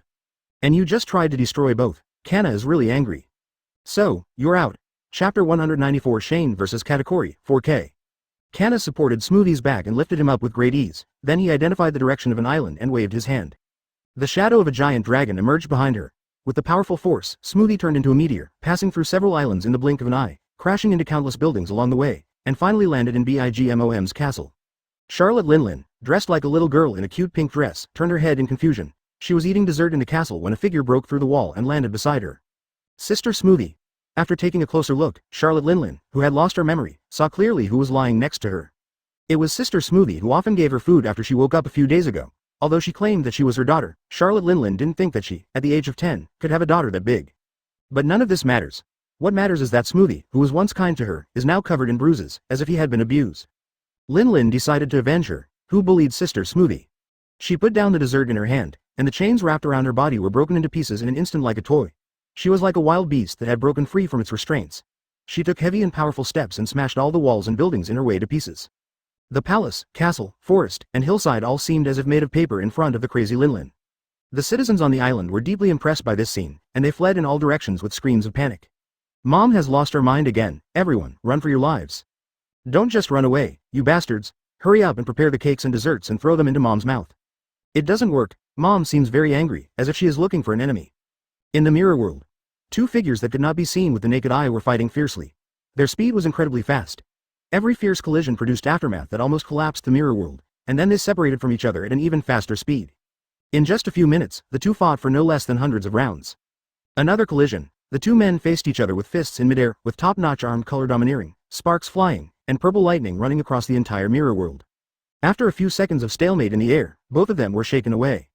Katakuri's eyes revealed an incredible emotion. He flew backwards, crashing into dozens of buildings. Finally, he used the ability of the sticky rice fruit to extend his two long arms, allowing himself to land smoothly. He has great strength, speed, power, and even armament haki and conqueror's haki, none of which are inferior to his. He even seems to be ahead. Katakuri suddenly felt a pain in his body. The next moment, he covered his aching chest and coughed up blood. Is he injured? It was the armament haki just now. His armament haki level is higher than mine. He is already able to release it externally and penetrate my defense to hurt my internal organs. Shane was also hit hard. He fell to the ground, and his legs left a mark of several dozen meters on the ground before he came to a stop. There was quite a bit of shock in his eyes.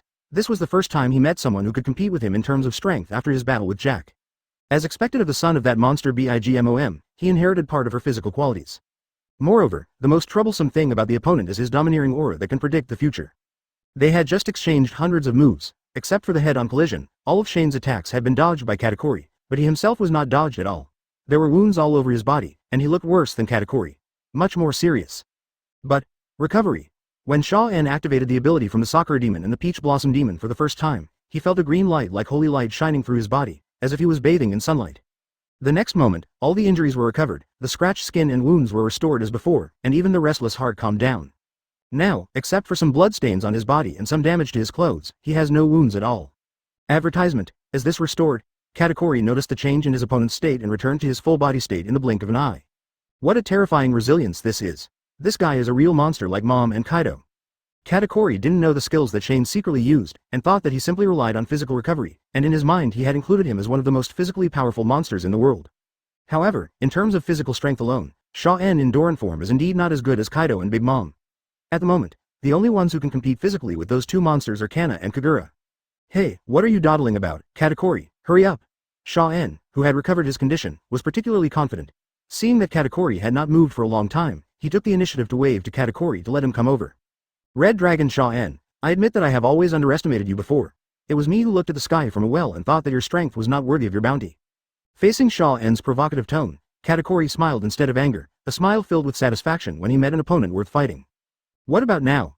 Shaw-en stood calmly on the ground, his domineering aura still intact, waiting for him to finish what he wanted to say. Still unworthy, at least until you walk out of this mirror world alive.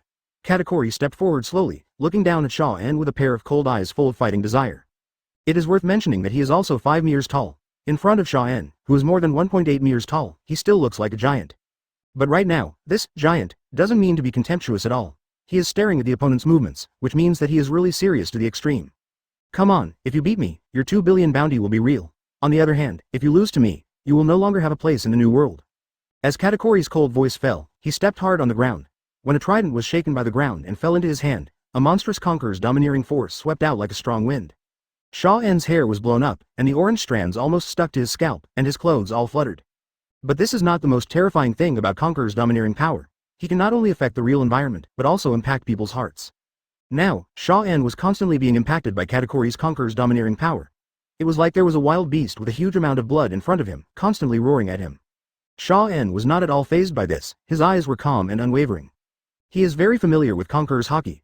When he was in the Sabaody Islands, in order to practice Conqueror's haki, he had to fight with Rayleigh almost every day. No matter how powerful Katakuri's Conqueror's dominance is, can it still be stronger than Rayleigh's? Katakuri, how could I still be afraid of you if you compare your momentum? Shaw-en shouted loudly and took a step forward suddenly. The floor exploded instantly, forming a large pit of nearly 10 meters. Accompanied by a dragon's roar that was as thick as thunder, a Conqueror's domineering energy that was not inferior to Katakuri burst out from Shaw-en's body. The two forces collided in the center, and a crimson dragon phantom collided with a bloody beast. It was like a spark hitting the earth. The pressure of the collision covered everything within hundreds of meters around it. The entire mirror world was shaking as if it was about to collapse, and the buildings on the ground kept collapsing. Ah, it's so scary. Kelly seems to be unable to intervene in this battle. The petite Kelly was almost thrown away by the force, and she was so frightened that she quickly fell to the ground. But it doesn't matter. Brother Shaw-en probably won't let Kelly interfere. Kelly can just stay here and watch him fight. With Kanna's help, she had just entered the mirror world. After walking around in the mirror world for a while, she discovered Shane and Katakuri fighting. As soon as she was about to help, the two began to compete with Conqueror's haki. Kelly almost fell over without noticing. It was difficult to even get close to the center of the battlefield at this moment, let alone help. Therefore, Kelly acted as an audience member without any psychological burden, silently cheering for Shaw-en. In the same situation as her, there is another girl who sneaked in, Flamp, the leader of Katakuri's fan support group and a fervent fan of Katakuri. To be able to fight evenly with Katakuri-san, it seems that this red dragon is not just a name for himself, he seems to have some real strength. Thinking like this, Flampy couldn't help but feel a little worried. She was afraid that this guy with a bounty of 2 billion would really win over the invincible Katakuri brother in her eyes. No, brother Katakuri must not lose. I will never allow this to happen. After their conqueror's domineering collision is over, I must help and sneak attack the red dragon with a poisonous needle. After making up her mind, Flamp found a secret corner but not far from the center of the battlefield. She relied on her weak haki to observe the two people in the center of the battlefield, and prepared to find an opportunity to make a sneak attack. But as luck would have it, the place she was looking for happened to be right in front of Klee, and the two were now less than 5 meters apart. The current situation is that Shaw-en and Katakuri are in the center of the battlefield, and Franpian is in the corner 100 meters away, pointing a blowgun that sprays poison needles at Shaw-en in the battlefield, and right next to her behind a broken wall 5 meters behind him, a somewhat confused Klee was lying. Advertisement, what does this sister want to do? The first second Flamp appeared, Klee noticed her, but Klee did not reveal her position. She knew that this sister, who looked not much older than her, was an enemy. The first thing Klee thought was that this sister should also be here to watch the battle, and she should be supporting Katakuri who was fighting Shane. Then when Franpi took out a blowgun, the clever Klee understood instantly. This sister is here to lay a hidden arrow. She actually wanted to sneak attack Shaw-en's brother. Although Klee herself originally thought of attacking Katakuri, this idea was cancelled by her when she saw Shaw-en fighting so excitedly. Klee pouted her cheeks in anger, and her ruby-like pupils narrowed slightly, revealing an evil arc. Then, she took out a dark bomb wrapped in delicate red stripes from the backpack behind her. But Klee has a kinder personality. She decided to give this sister a chance. As long as the other party did not interfere with the battle, she would let her go. But if the other party really made a move to shoot a secret arrow, humph, then Klee is going to throw a bouncing bomb. In the forest, where Charlotte Owen originally practiced, this was also the beginning of the great fight, the first place of chaos. Gray was breathing heavily and sitting under a big tree in a somewhat embarrassed manner. The jacket he took off during the battle had been burned beyond recognition, and he also had many burns on his body. But fortunately, finally, we have temporarily trapped this hot-tempered guy. Gray breathed a sigh of relief and looked at an ice sculpture 5 meters away from him with lingering fear. Inside was Charlotte Irving. Gray fought with him for nearly half an hour, and after destroying most of the forest, Gray finally froze the opponent with his ability. Hey, everyone, I've already explained that I didn't mean to break into your island. Now that I've lost, can you please stop bothering me? Looking at the huge ice sculpture, Gray said with some tiredness. He really enjoyed the battle today. He first fought with Carrot, then was beaten to this island by Kagura, and then had another big battle with this hot-tempered guy. Owen, who was frozen in the ice, naturally could not answer, but looking at his eyes as big as copper bells in the ice sculpture, it was not difficult to see that he was not convinced. It's up to you. I'm going to meet up with my companions first. The ice that's freezing you will melt in 3 hours. If you're not convinced, then. Gray stood up shakily, and before leaving, he decided to set a trap for his captain. Just go find that orange-haired guy. He's my boss. Whether it's coming to this island or beating you up, you can blame him. After saying that, Gray turned and left. The reason why he left in such a hurry was that when he was fighting with Owen just now, he heard the sound of fighting outside the island and knew that it must be Shane and the others who came to the island to find him. He had to return quickly, lest his companions mistakenly think that he had met with an accident and start fighting with the people on the island. Although Gray was a battle fanatic, he was also very thoughtful and could guess everything just by hearing the sounds of fighting. However, he didn't know that this battle was not entirely caused by him. The main reason was due to the grudge that Shane had with the BIGMOM pirates a few days ago. Bang bang bang. In the mirror time, after dozens of seconds of Conqueror's domineering confrontation ended, with Katakuri's charge, the two started a second round of battle again. This time, both sides used weapons. If the first battle was to test the opponent's true level, then this time it was a fight of all strength, with real swords and guns. Trident versus blood-red greatsword. The armed color domineering was entangled on the surface of the weapons. Every time the two weapons clashed, there was no substantial contact. It seemed as if there was an insurmountable wall of air in between. However, the air fluctuations generated by the collision were really strong. It was like layers of surging waves, one after another, making the air hissing. Chapter 195 A Chance to Win with One Strike. 4K. What is your purpose in coming to this island? Katakuri's thunderous attacks continued, and a trident in his hand was as flexible as a living thing, poking at the location where Shane was about to appear every time. His domineering power was far superior to that of Shaw-en, so he had the advantage in a short fight and still had the energy to chat with Shaw-en. There's no purpose. I'm just looking for an island to supply supplies. It just so happens that your island is the closest. Shaw-en didn't dare to carry the trident carrying Katakuri's power and domineering force, but the opponent's attacks were tricky and he had the ability to predict, which made every block very laborious for him. And in most cases, Katakuri hit him, but he couldn't hit Katakuri. This feeling is so oppressive, as if I can't use my strength. But he didn't know that Katakuri felt the same as him, and the shock in his heart never stopped since the battle began. The trident he wielded with all his strength would make an ordinary person crippled even if he tried to catch it, but the guy in front of him could at most pierce his skin, not even his body. Moreover, his recovery power was abnormal. Katakuri saw with his own eyes that the wound he had punctured 1 second ago, and the next second along with a green light from nowhere, the wound immediately healed. If the fight continued like this, Katakuri didn't know when he would be able to really hurt this guy. There are limits to his domineering power and physical strength, but the resilience of the guy in front of him seems to be endless. No, if this continues, I will definitely lose. Even as he was thinking about it, Katakuri still continued to attack like a heavy rain. Sha-en gradually got used to it and was able to receive his fierce attacks smoothly. Katakuri's thoughts of victory and quick victory became more and more intense. Facing such an opponent with strong resilience and strong defense, one must rely on a single output to defeat his defense without giving the opponent any chance to breathe. Willowcake. After using the trident to sweep Sha-en away, before Sha-en could swing his sword to attack again, Katakuri suddenly jumped into the air, his right foot turned into countless scattered thin strips of glutinous rice, and snake-like lunged towards Sha-en below. Did you use your ability? Sha-en looked at the dozens of thin strips of hardened glutinous rice above his head, which looked like glutinous rice cakes dipped in brown sugar. They actually smelled a little fragrant. No wonder Luffy was so full when fighting him, the appearance alone looked delicious. With a slight sigh in his heart, Sha-en flashed continuously in a few breaths, leaving afterimages in the open space. Bang bang bang. The ground was shattered into pieces, and with the impact sound like exploding artillery shells, dozens of small craters were sunken in the space where Sha-en was hiding. These pits were formed by Katakuri's fruit ability attacking the ground after Shane had avoided it. Why didn't he use his knowledge to predict the future during this attack? Sha-en was a little surprised, although Katakuri's attack this time was intensive and he used his abilities. However, the position of the attack direction is relatively rigid, and there is no prediction of his position in the next second like before. Wrong. Sha-en was suddenly startled, his feet slipped, and his body lost balance for a moment, as if he suddenly fell from a high place. Click. The small craters formed by Katakuri's attack on the original ground gradually overlapped as the earth tore apart, and turned into a large crater tens of meters long without him noticing. At this moment, there is no place for Sha-en to step on. It turns out that Katakuri had no intention of attacking him from the beginning, and all the previous attacks were for this moment. Die, Red Dragon! Katakuri in midair let out a roar that echoed throughout the mirror world. His arm turned into a sticky ball and surrounded the trident, and then he kept spinning his arm. Under the effect of gravity, he stabbed vertically towards the unbalanced Shane below. Glutinous ball stabs. Great, Flamp clapped her hands excitedly. She saw with her own eyes that Katakuri's trident accurately pierced Shane's body, and both of them sank into the pit together. She had seen this scene countless times before. Every opponent who challenged brother Katakuri would die under this trident. Their brother Katakuri has never lost a single time.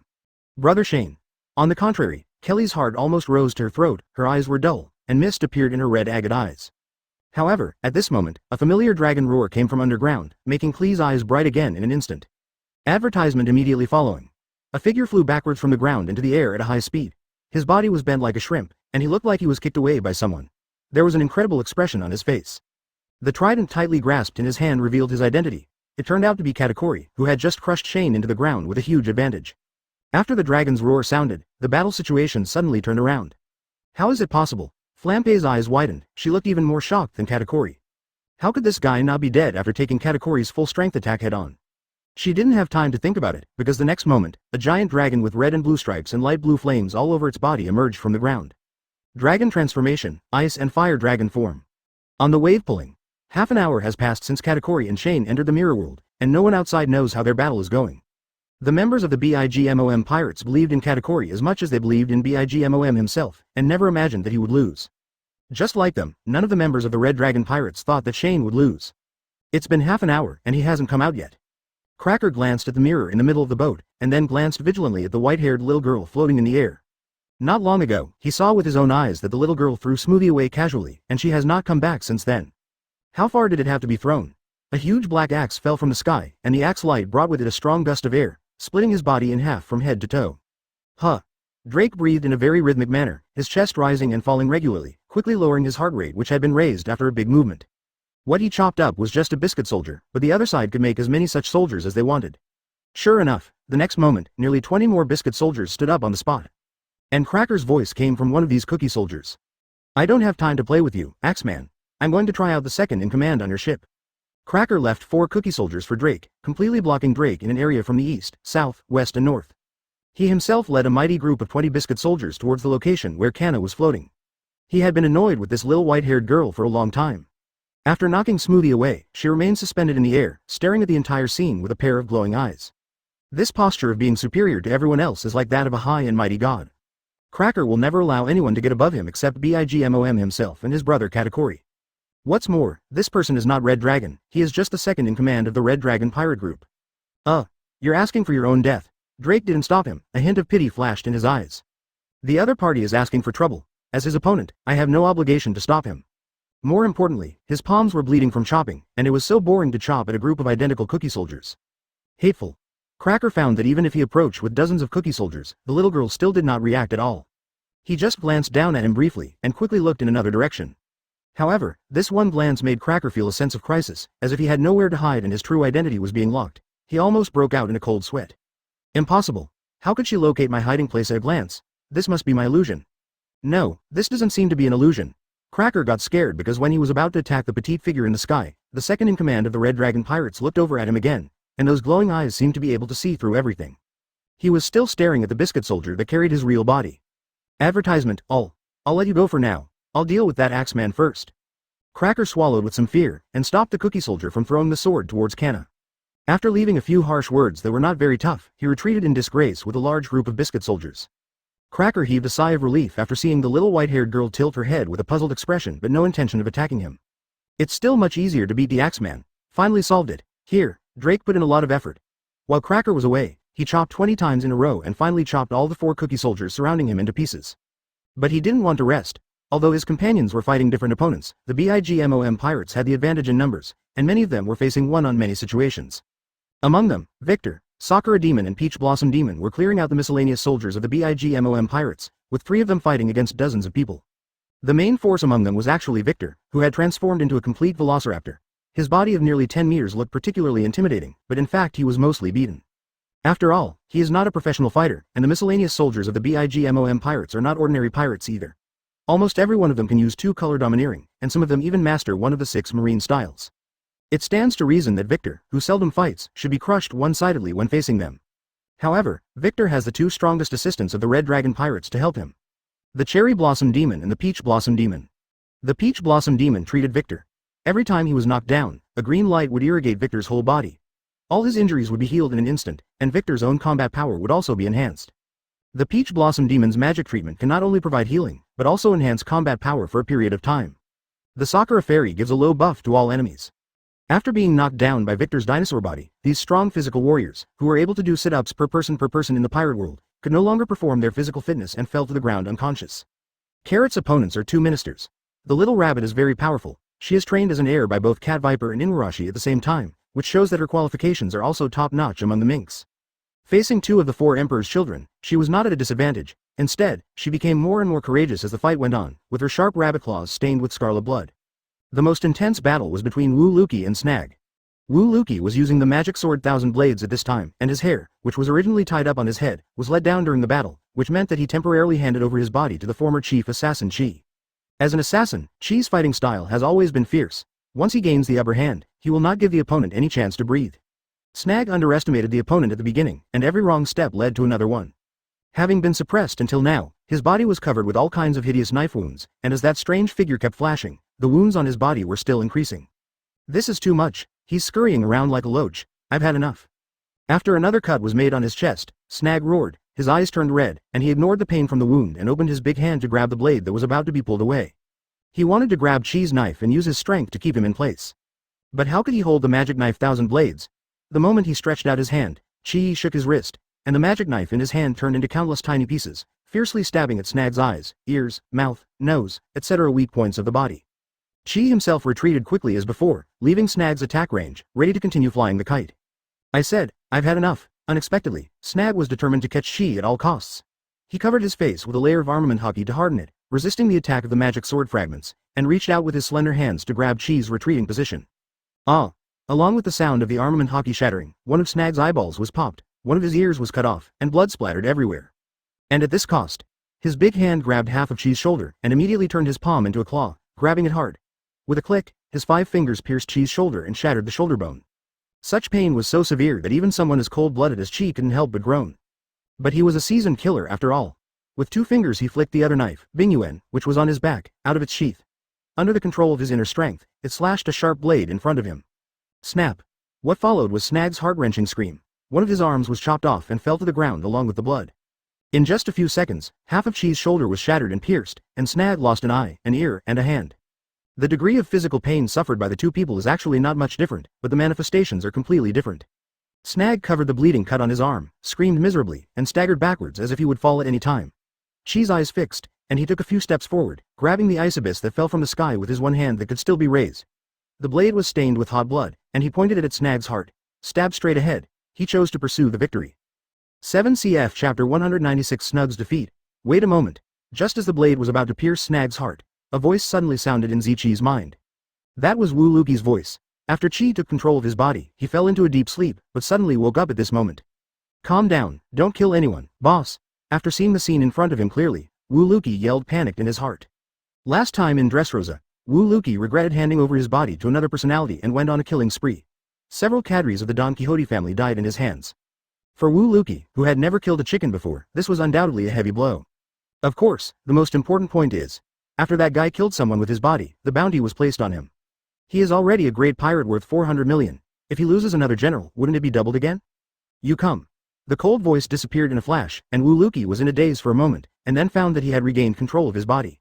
Without any time to think, Wu Luqi quickly stopped his forward thrust, but under the action of inertia, the blade still penetrated the skin and headed towards the heart.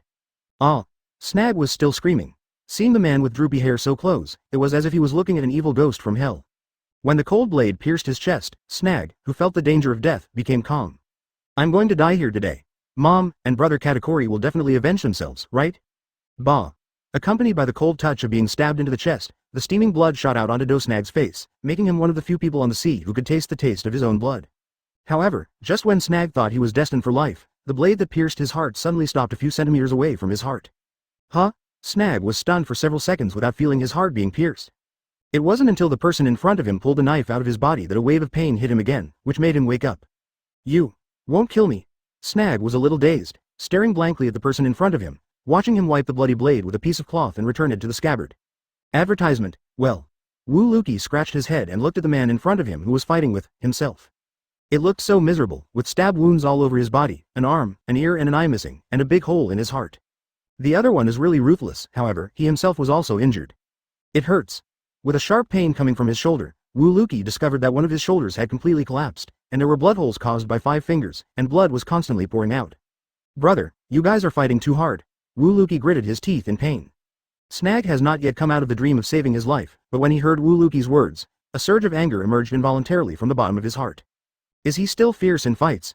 A man who had his arm broken off, his ear broken off and his eyes blind, how could he still have the nerve to say such a thing? B******************* D-guy, if it weren't for you. Before he could finish his words, he was so angry that blood spurted out from the wounds all over his body and he fell to the ground suddenly. His body was huge, and as he was leaning forward, he pressed down on Wu Luqi like a wall, pinning him to the ground. Achi! A blue oriental dragon came from midair stepping on the clouds. It was Ji Dabao in the form of an artificial blue dragon.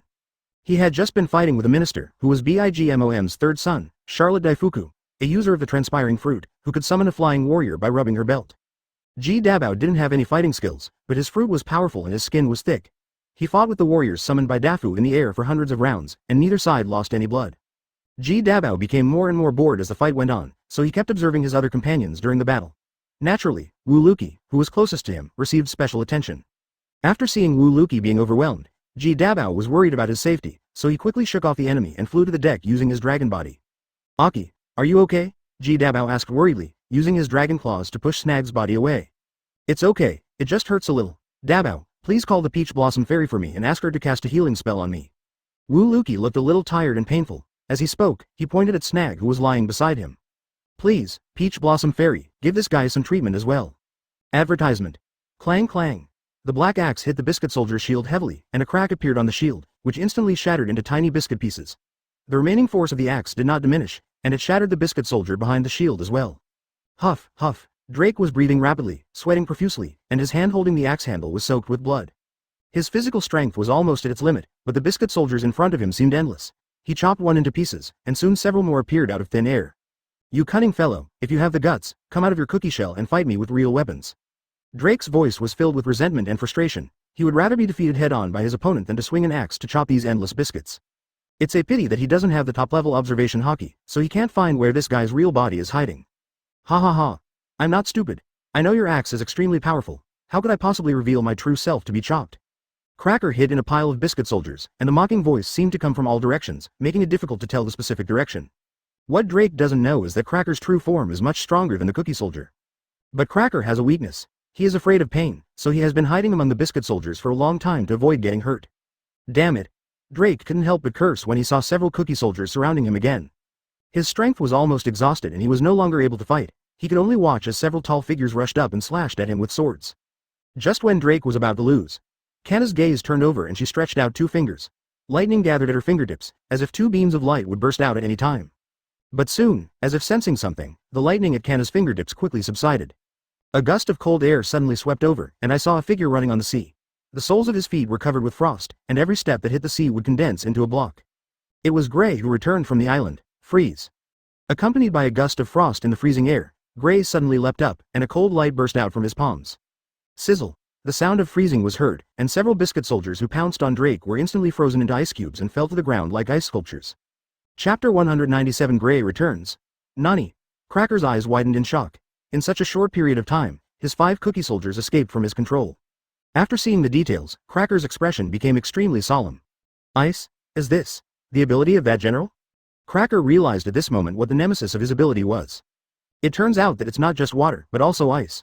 Water can soften his biscuit soldiers, while ice can completely break away from his control over the biscuit soldiers. Gray. Drake was surprised and speechless as he looked at the naked man falling from the sky in front of him. This guy came to the rescue in time and saved his life, but why did he take off his clothes again? I know what you're thinking, but I didn't mean to do that this time. My clothes were burned by a guy with heat power. Noticing Drake's gaze, Gray spread his hands and explained helplessly. Have you ever fought with someone? In fact, this was not a question. From the scars left on Gray's body and his not-so-strong condition, Drake could tell that Gray had already experienced a battle. Well, that guy has a bad temper. I didn't mean to bother him, but he insisted on fighting with me. Gray got a headache when he thought of that guy. He didn't listen to his explanation at all and just started fighting as soon as they met.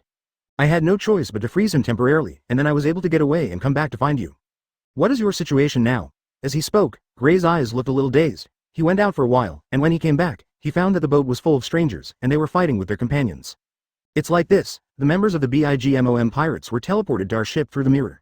Drake explained the current situation to him. Hey, are you two going to ignore me?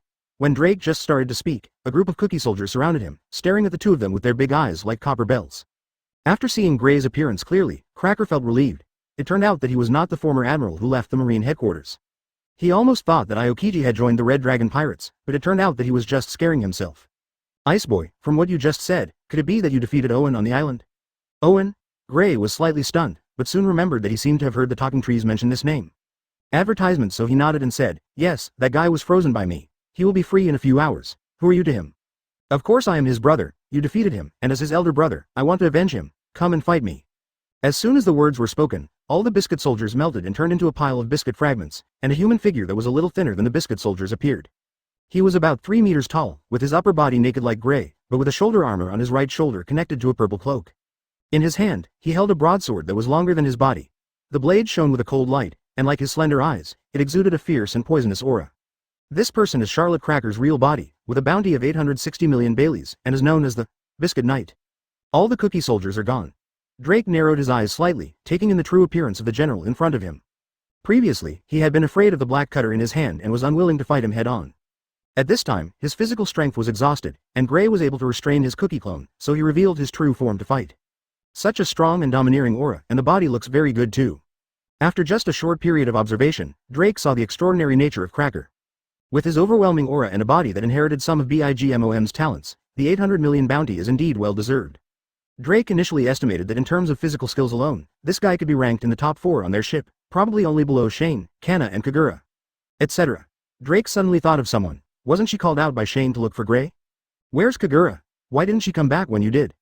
Ah, I haven't seen her. Gray, who was about to fight Cracker, froze in his tracks, indicating that he hadn't seen Kagura either. After defeating Owen, he went straight back to the ship. Then where did she go? Drake had a familiar sense of déjà vu. It seemed that a certain captain was going to have a headache again. Where is it? The naked man. Advertisement. At the same time, a 14-year-old girl with orange hair, holding a parasol and a dogtail grass in her mouth, was searching aimlessly. Damn it, Sha-chan, it's too hard for me to find someone on such a big island. This is like looking for a needle in a haystack. The girl cursed someone inwardly as she walked. She was so angry that she aimed her foot at a small stone on the ground to vent her anger. Under her terrifying force, the stone flew out at a speed invisible to the naked eye. Bang. Ah. Kagura heard a surprised cry, which did not sound like pain, but rather like she was just startled by the unexpected disturbance. Oops, I kicked someone. Kagura was horrified, and sweat was pouring down her face from nervousness. She knew that she had incredible strength, and if the stone had hit her with that resentful kick, it would probably have pierced someone's body. Wouldn't he kick someone to death? If Sha Zhang knew about this, she would definitely scold herself to death, right? Kagura seemed to see the tragic scene of herself being scolded by Shane. But what made her even more anxious was that if she killed someone by accident, she would suffer for the rest of her life. So, Kagura ran towards the place where the sound came from with a nervous mood.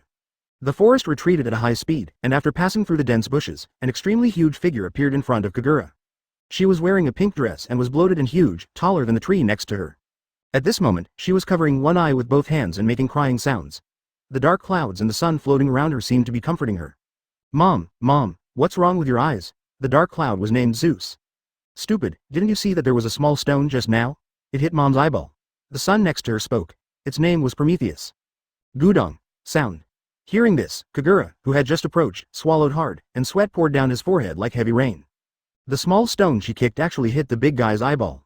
Doesn't that mean this big guy's eyes are likely to explode? Chapter 198 Way Country.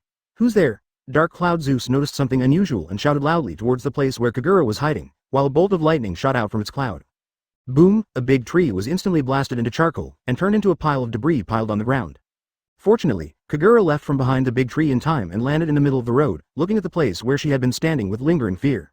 This cloud can actually produce lightning. There really is such a person. Damn it, Zeus has taken advantage of this opportunity. After seeing a little orange-haired girl, the son Prometheus was a little surprised, but mostly angry. As special lives created by their mothers, their favorite thing is to compete for their mother's favor.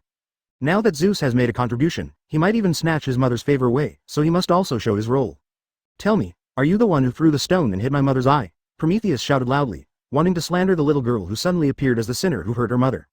In this way, it finds out the murderer who hurt my mother, and when my mother recovers her memory, she will naturally credit it for the achievement. But the blind cat caught a dead mouse. Hey, how did you know that?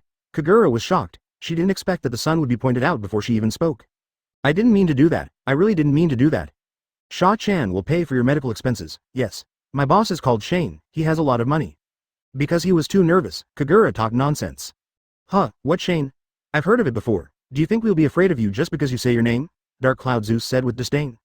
Stupid, the name Shane sounds familiar, like the red dragon we met in Wano country some time ago. The son Prometheus was interrupted before he could finish his words and was grabbed by a big hand. Red dragon. The crying sound stopped abruptly, and the huge figure who was sitting on the ground, covering his eyes and crying, slowly stood up at this moment. Her eyes were no longer innocent, her face was extremely gloomy, her body seemed to be shaking constantly due to emotional excitement, and she exuded a terrifying temperament. Red Dragon. Advertisement. Mom. Accompanied by an extremely special laughter, BIGMOM recalled everything. It was that guy, Shilong, who kicked my boat down the waterfall, causing me to lose the chance to conquer Wano country. I remember it now. I remember everything. Mom, you're finally back. Congratulations, Mom. Voices of congratulations rang out, first from Zeus and Prometheus, then from the hat on BIGMOM's head, and then from every blade of grass and tree around him. They all opened their eyes and mouths. It seemed as if all the creatures here were her subjects, congratulating the king on his return. Shut up, everyone, it's so noisy, BIGMOM roared to the sky. In an instant, all the congratulations disappeared, and only the sound of footsteps remained in the air. Little guy from the Red Dragon Pirates, where do you want to go? BIGMOM lowered his head and looked at the orange-haired girl in front of him with a playful look.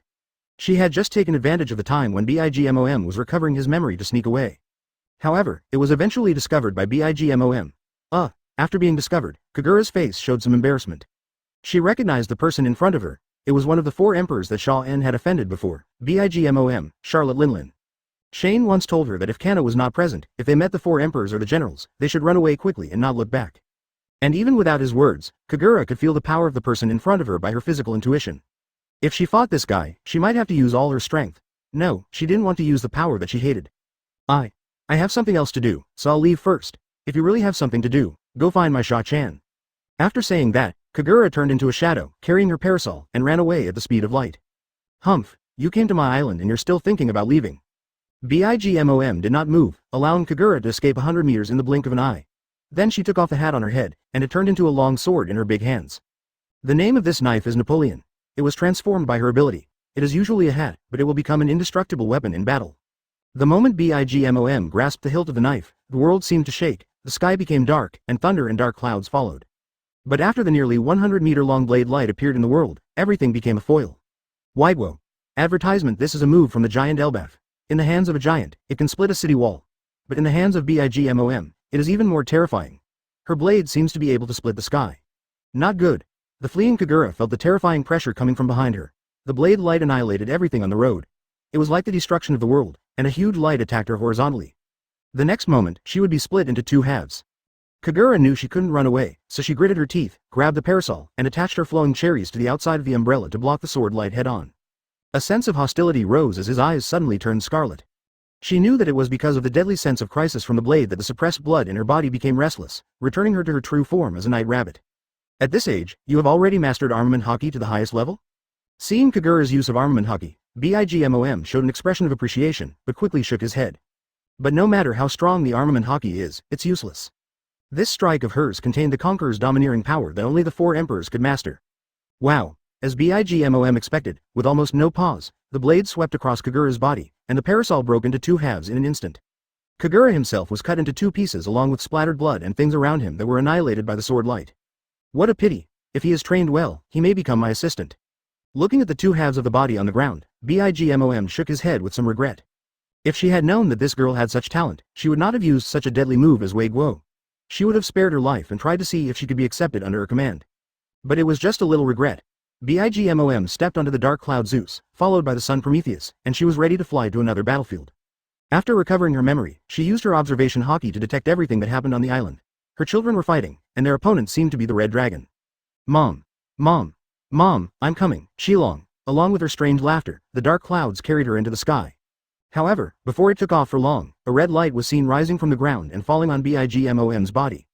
Under the horrified gaze of Zeus and Proteus, the creature emitting red light, like a wild beast pouncing on its prey, grabbed Bigmom by the throat and knocked her and her weapon off the clouds. Chapter 199. Flampe's Disillusionment in the Mirror World. A dark blue icy flame poured out from the giant dragon's mouth, and the icy flame formed a cone shape, spanning more than 100 meters, like a gorgeous galaxy. The power of the ice flame is extraordinary. Anything that is touched by it will be burned by flames and freeze into ice in an instant. This ice flame not only has the freezing effect of ice, but also has the conductivity of fire. Once it is contaminated, it will spread to the entire body.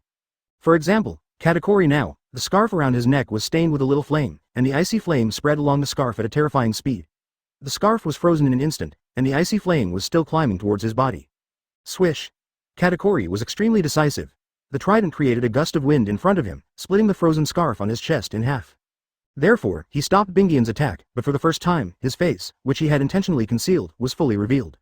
The lower half of the face has sharp fangs like a beast, and even when it is closed, 4 fangs are exposed in the lower jaw. It looks quite wild, which is completely different from the cool and handsome upper half of his face.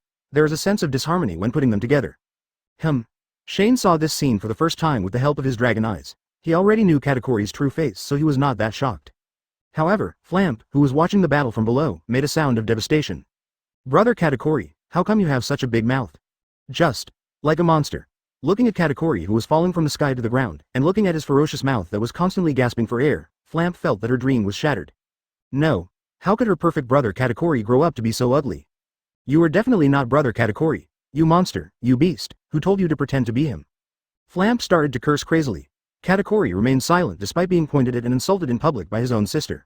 When he was a child, Katakuri and the people close to him often encountered troubles because of his ferocious-looking mouth. After a memorable bad experience, he decided to cover his mouth. In the decades since then, he has never shown the lower half of his face to his younger brothers and sisters. Advertisement until today. Ugly, disgusting, and hideous, this is my true face. It has always been like this and has never changed. Katakuri's voice was extremely calm, and he didn't even look at Flamp. He picked up the trident and walked towards the 2-colored dragon hovering in the sky. You liar, big liar, Flamp was still outputting. Words like, monster, disgusting, ugly liar, and so on came out of the girl's mouth, and even Shane couldn't stand it. After all, Katakuri is still an opponent who can fight him head-on, and Shane admires his strength and courage very much. He kind of wanted to give this noisy guy a breath of dragon's breath. You are not allowed to keep scolding this brother. At this moment, a clear voice that sounded a little angry suddenly rang out, and a little girl with a bulging leather bag on her back jumped out from a broken wall. She has an elf face and wears a fiery red knight's outfit. Under the red beret on her head is a pair of long ears. Her eyes sparkled like rubies, but at this moment they were filled with a bit of anger as she stared at Flamp, who was madly attacking Katakuri.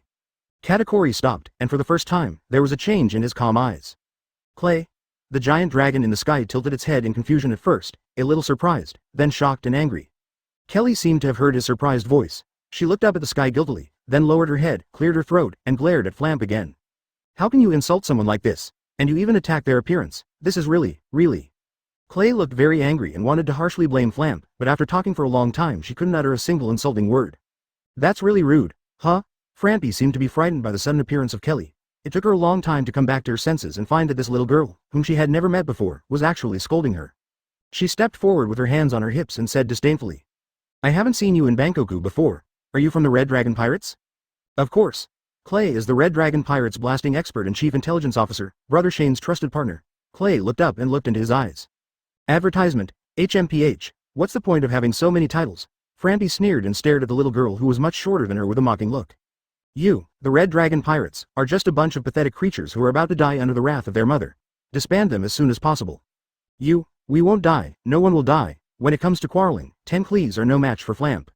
It's not because Klee is not good at speaking, but because she will never win an argument when facing this special group of people who have no idea what quality is.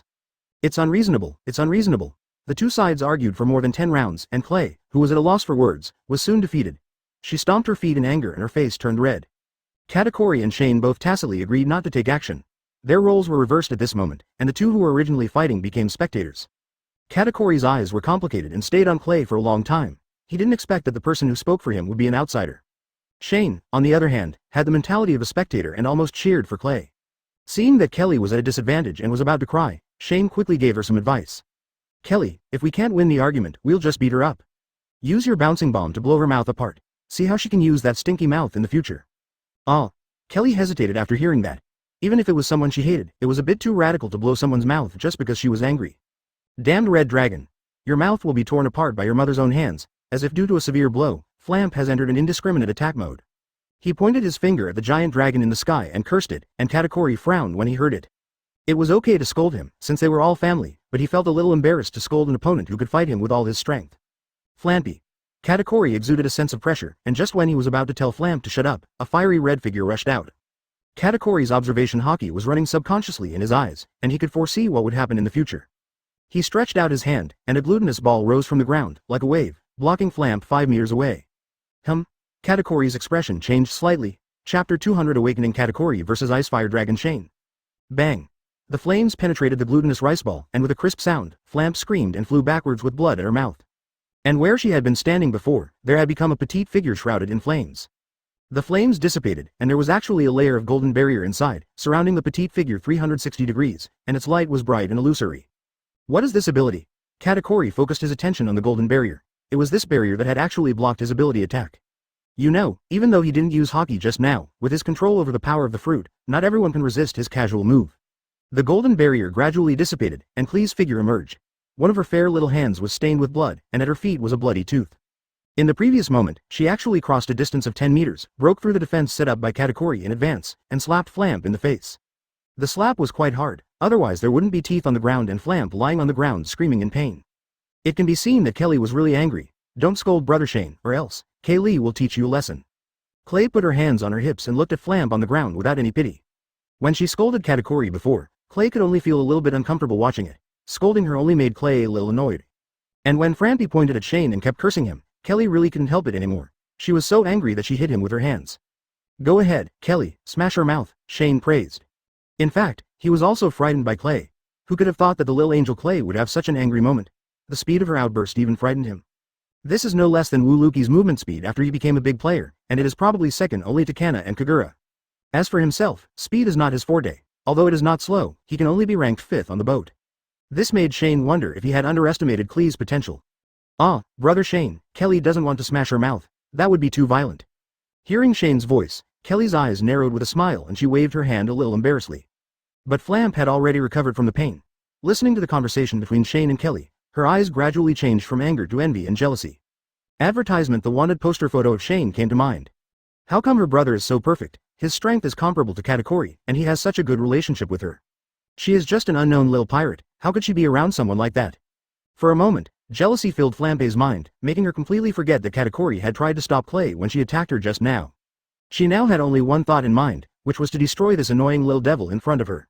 While Klee and Shane were talking, Flamp quietly took out a quiver and fired a poison arrow in Klee's direction. "Red Dragon, let's continue the fight between you and me." Here, Katakuri swung his trident in the air, interrupting the two people who were still talking. "Okay, I was just thinking of trying out my strengthened body now." Sha-En, in the form of an ice dragon, was full of fighting spirit. Dark blue ice flames swirled around his body, and frost was falling within a radius of dozens of meters. "Brother Shane, you must keep up the good work." Klee looked at Shane with admiration and waved her little fist to cheer him on. "Yeah." Sha-en enjoyed it very much and was almost melted by her cute expression. And when he knew that Klee was watching the fight and his sister was present, his momentum instantly increased. Tisk. Katakuri curled up the corners of his mouth without any trace, whether it was envy or disgust. He coughed twice, and after Sha-en looked over, he stepped on the ground. This time, under his strong force, the ground did not explode into a big pit, but sunk in like a quagmire. Immediately afterwards, it started to spread from under his feet, and the ground seemed to turn into mud at this moment, like waves, and the hard floor turned into pieces of glutinous dough. Next, I will use the ability of the fruit to awaken, Red Dragon. Let's decide the winner within half an hour. Katakuri pointed his halberd in the air, and the wave-like waxy mass on the ground seemed to be guided, setting off a layer of waves that surrounded the dragon from all directions. As a user with the Paramecia Nuo fruit ability, after awakening from the fruit, he can turn everything he touches into glutinous balls, including the ground and walls. Now, except for the place where Klee and Flamp set foot, the entire mirror world has turned into a sea of glutinous balls. The giant dragon, which was more than 50 meters long, seemed dwarfed in front of this vast glutinous mass. Boom, ice flames poured out again, and in the blink of an eye, all the glutinous balls within a few dozen meters of the giant dragon were frozen into ice cubes. Why half an hour? Advertisement. The giant dragon let out a dragon roar, twining wings with blue flames. With a violent shake, the giant dragon's body crossed the ice in front of it and rushed towards Katakuri at high speed. Another stream of ice flames spurted out from the dragon's mouth. Because it's my snack time in half an hour. Katakuri controlled the glutinous waves under his feet, leading him to dodge at high speed to avoid the incoming ice flame dragon breath. Then, he grabbed it with both hands, and the glutinous balls on the left and right sides condensed into 200-meter giant hands. The big hands suddenly closed together, just in time to suppress the giant dragon flying over it this time. Isn't this trick useless? Katakuri's eyes flashed with dominance.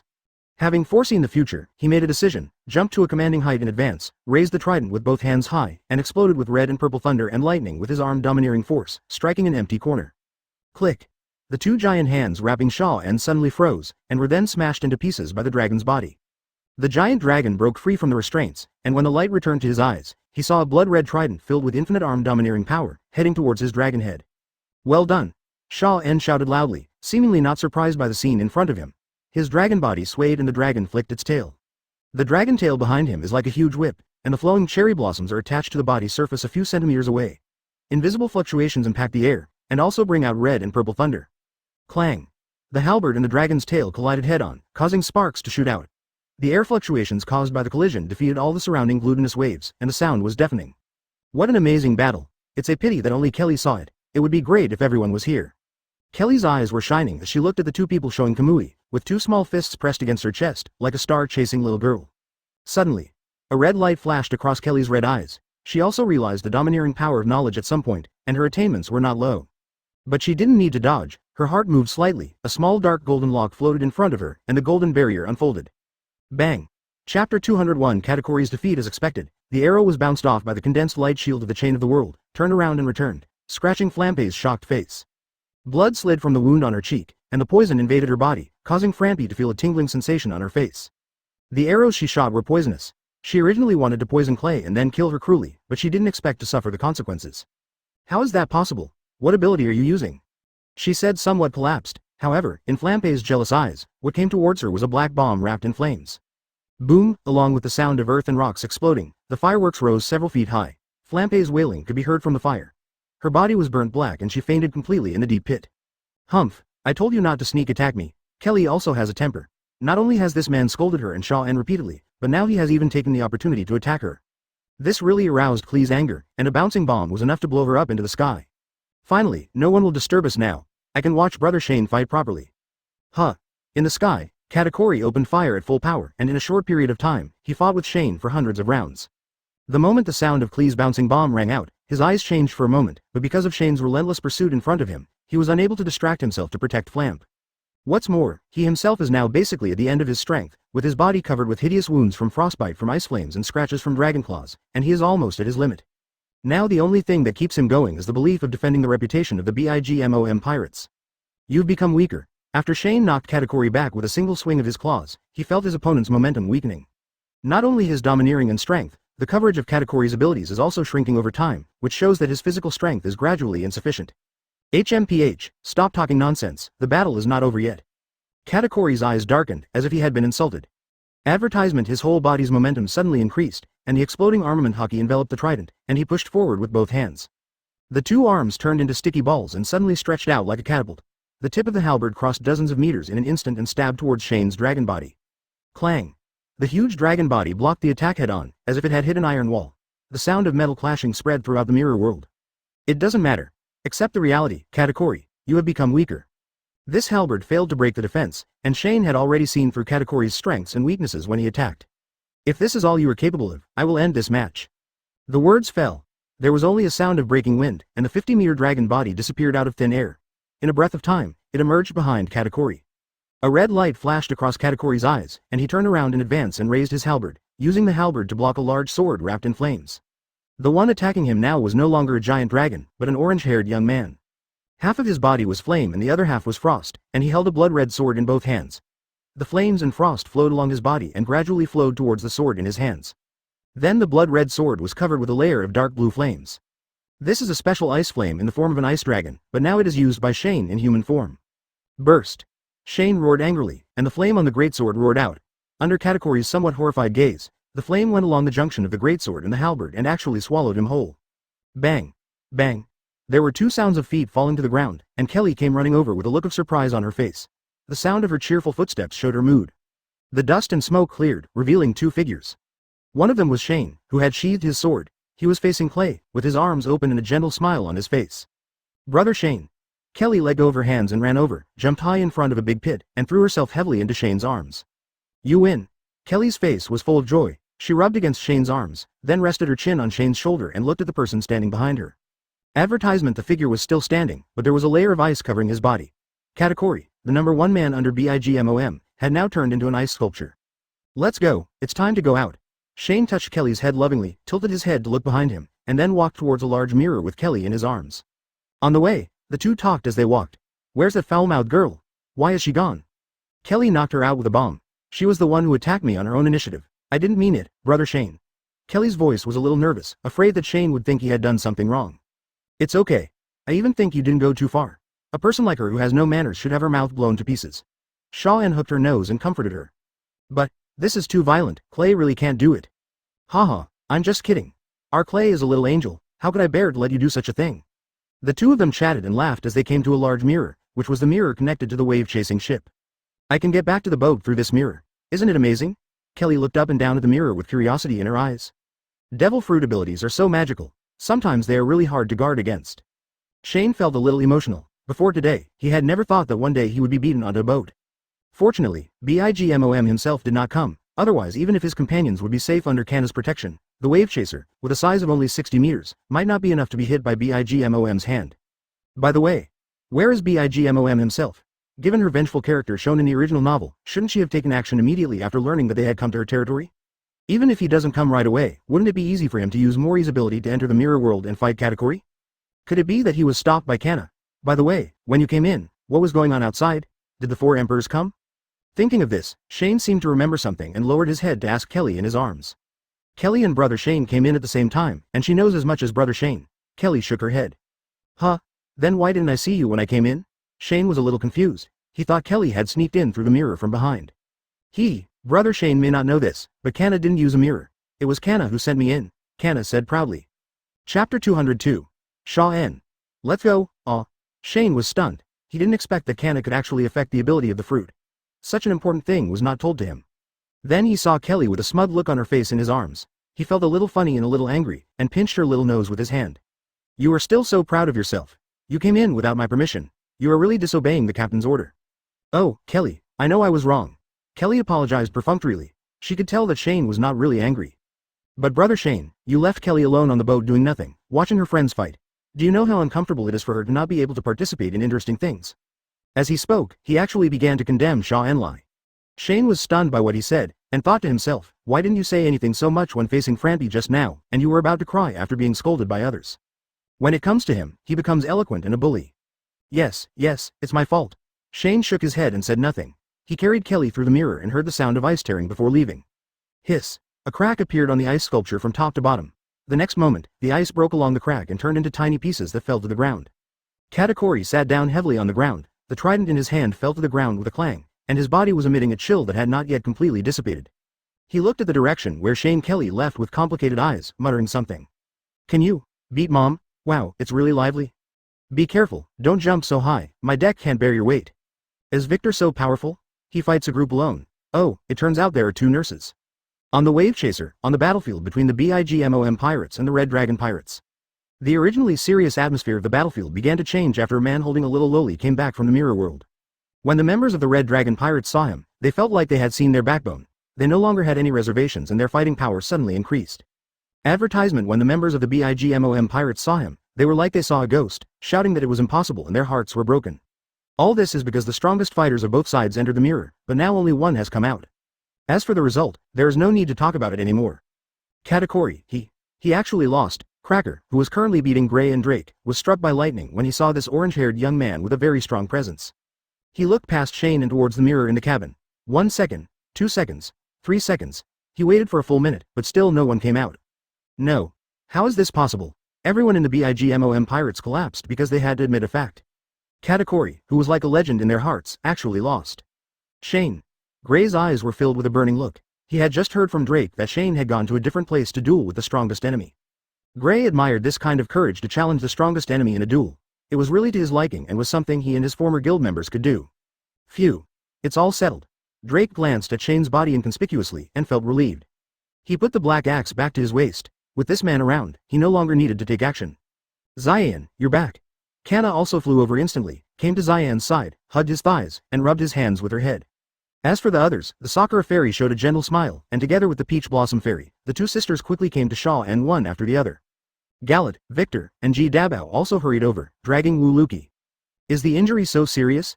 After seeing Liuqi's shoulder bleeding profusely, Shaw En's brows gradually frowned and his voice gradually became colder. Who did it? As soon as these words were spoken, a conqueror's domineering aura overwhelmed the entire audience. Half of the BIGMOM pirates members were bent over, and the stronger ones staggered slightly. Only a very few generals and ministers such as Cracker and Daifuku were safe and sound. However, cold sweat broke out on their foreheads. Conqueror's hockey holder is in high spirits, and after defeating Katakuri, the BIGMOM pirates members are sure that his 2 billion bounty is not inflated. Even higher. Brother Katakuri lost. What should we do now? Charlotte Daifuku stood beside Cracker with a serious face, and the rest of the BIGMOM pirates also stood behind them. Advertisement, please invite Mom over. No, Mom hasn't recovered her memory yet. In her current state, she may not be a match for this man. Cracker immediately retorted, his eyes still filled with shock at Katakuri's defeat. Like everyone else, in his mind, Katakuri is invincible as long as he is not facing the 4 emperors.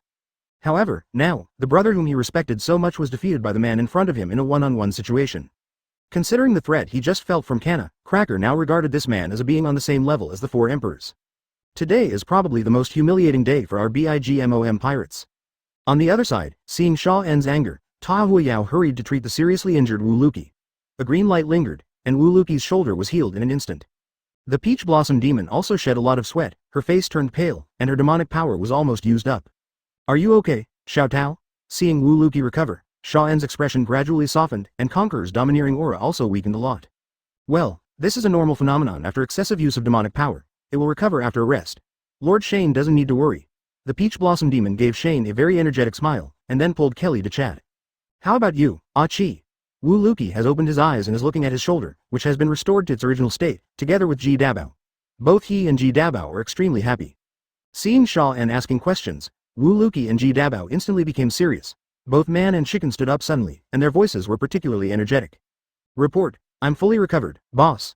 Okay, then Drake and Victor, check the equipment on the ship and we'll get ready to go to the next island. After the great battle, Shane no longer wanted to rest or replenish supplies on this island and prepared to move to another island.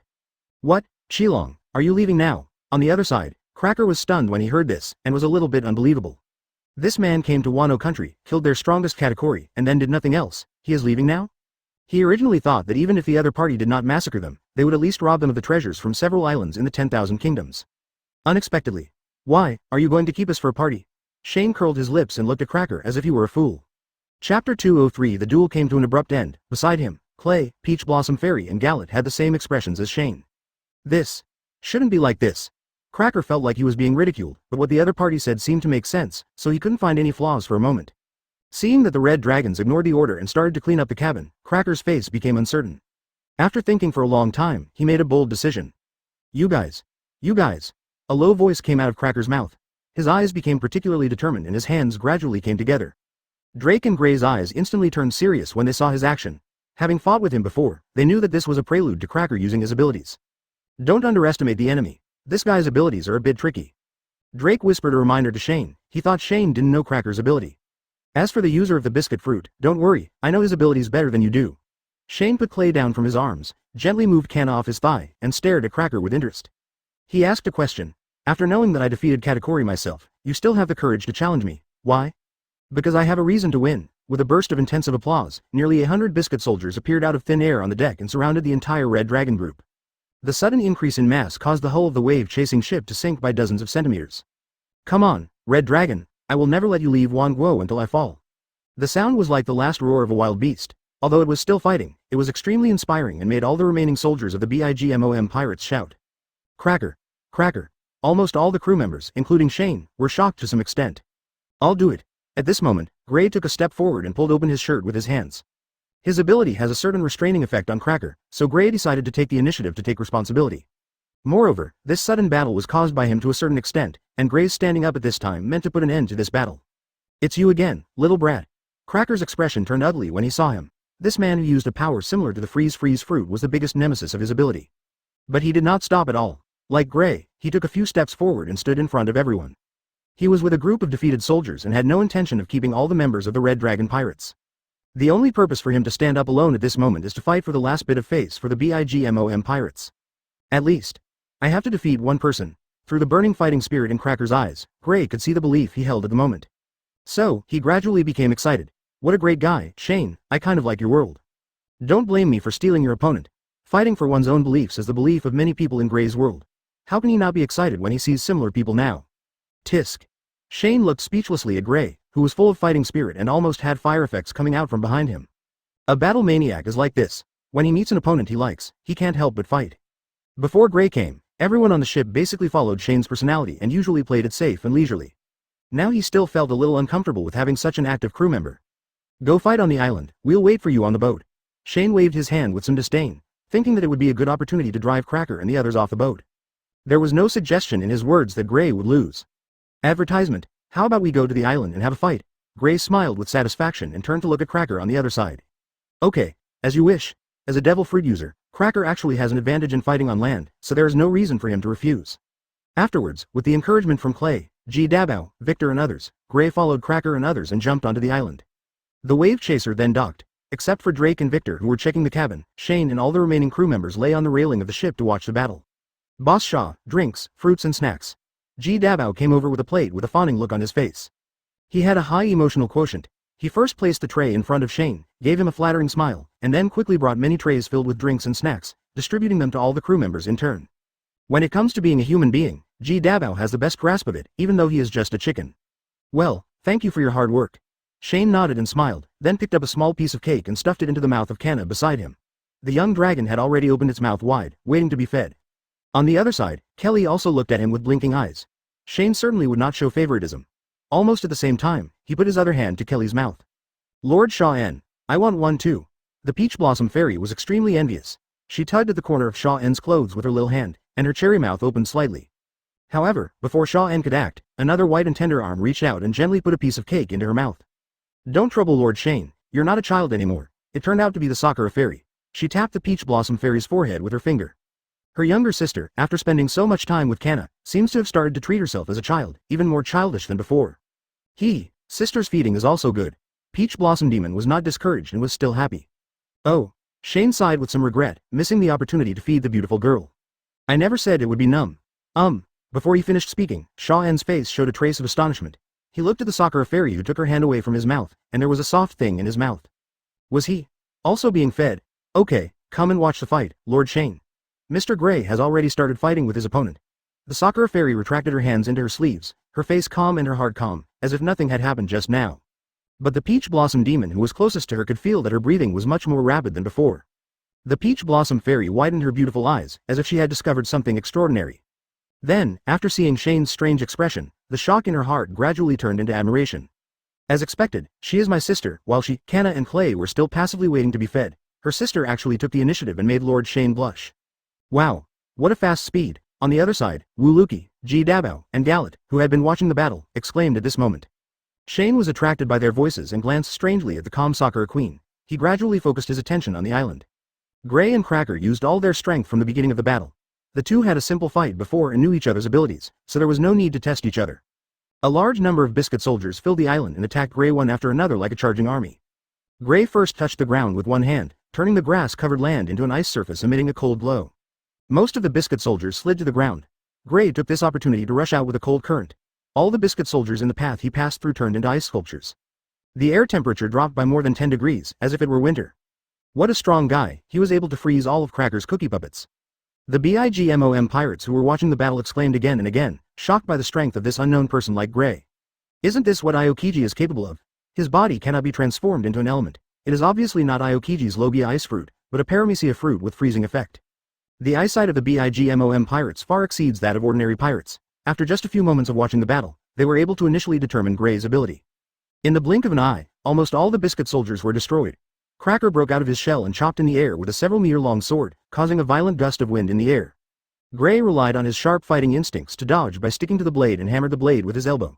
The powerful force was transmitted along the blade to Cracker's body, causing him to tremble, but he did not let go of the knife. Cracker swung his sword to chop Gray's head off. The several-meter-long blade was wrapped in a layer of armed color-domineering lightning, and it was incredibly powerful. Anyone hit by this sword would inevitably have their head exploded. Gray suddenly jumped up, not only dodging the blade that was coming at him, but also using it as a leverage point. He stepped on the blade with one foot, clasped his hands in front of his chest, and charged towards Cracker. Ice shape, Shinigami sickle. Advertisement as a blinding cold light burst out. The next moment, an ice sickle more than 10 meters long appeared out of thin air in front of Gray and Cracker. It was also a beheading move. The ice sickle seemed to be wielded by a Shinigami. The sickle carried a frost that could freeze everything, and it chopped down diagonally towards Cracker's neck. Cracker's pupils suddenly shrank as he felt a strong sense of death crisis from the ice sickle. He did not dare to be careless at all and quickly drew his sword, turned around and put it in front of him to block. Clang! The ice sickle collided with Cracker's machete in front of him. Cracker used all his domineering power, consuming more than half of it, to offset the ice sickle's attack. But he did not relax. His pupils flashed red, and he used his observation haki to sense the opponent's next attack. Cracker swung his fist fiercely, and collided with a fist wrapped in a cold current. Boom! In a fist-to-fist fight, Cracker had the upper hand this time. His armed haki played a huge role and actually knocked Gray out. Here you go, Cracker, Cracker! Everyone in the BIGMOM pirate group shouted excitedly. However, Charlotte Dafu was swaying profusely, staring intently at the black-haired young man whose fighting spirit remained unabated even after being repelled by Cracker. His attacks don't carry domineering force. He actually relies solely on his physical body and ability to fight Cracker. Without haki, you can fight to a draw with Cracker, one of the 4 generals. If you understand haki, what's the point? What kind of monsters are the Red Dragon pirates? Thinking like this, he subconsciously looked at the Red Dragon's pirate ship. Along the ship's edge, the Red Dragon, Silver Dragon, Sword Demon, and the Blue Chicken that could only turn into a Green Dragon, each of their faces came into Charlotte Daifuku's sight. These people. Are there too many strong men on this ship? His Charlotte Daifuku's strength is placed among the BIGMOM pirates, and he is the first group behind only the 4 generals and BIGMOM himself. And he had just tried his best to fight, but he couldn't get a single chicken after fighting for more than half an hour, which made him almost think that the chicken was the 3rd figure of the Red Dragon pirates.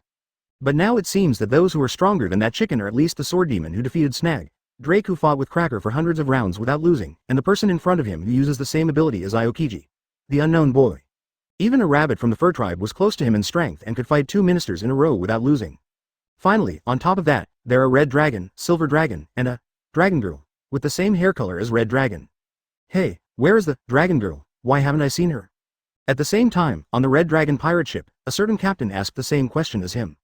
Where is Kagura? She doesn't even come out to watch such a wonderful fight. Shane stared at the battlefield intently, admiring Gray's fighting method that was completely different from this world, but equally violent. The battle between the two was full of ups and downs. When he saw Gray gaining the upper hand, Shaw-en couldn't hold back the joy in his heart. Usually at this time, he would pinch the face of a greedy girl. But when he stretched out his hand, he found that the man was not around. I remember it was Mr. Shaw-en who sent Miss Kagura out. No one even realized that Kagura was not there, only Victor said with some confusion. He pointed toward the interior of the island. Kagura set off in this direction at that time. If I predicted correctly, she might have been lost. Shaw-en exclaimed in surprise. After seeing Gray on the boat, I thought that girl had found someone and returned. This was indeed his first thought when he returned from the mirror world. He thought Kagura would find a place to be lazy after returning to the ship. Unexpectedly, the person never came back. Gray said he came back alone and didn't meet Kagura on the way back.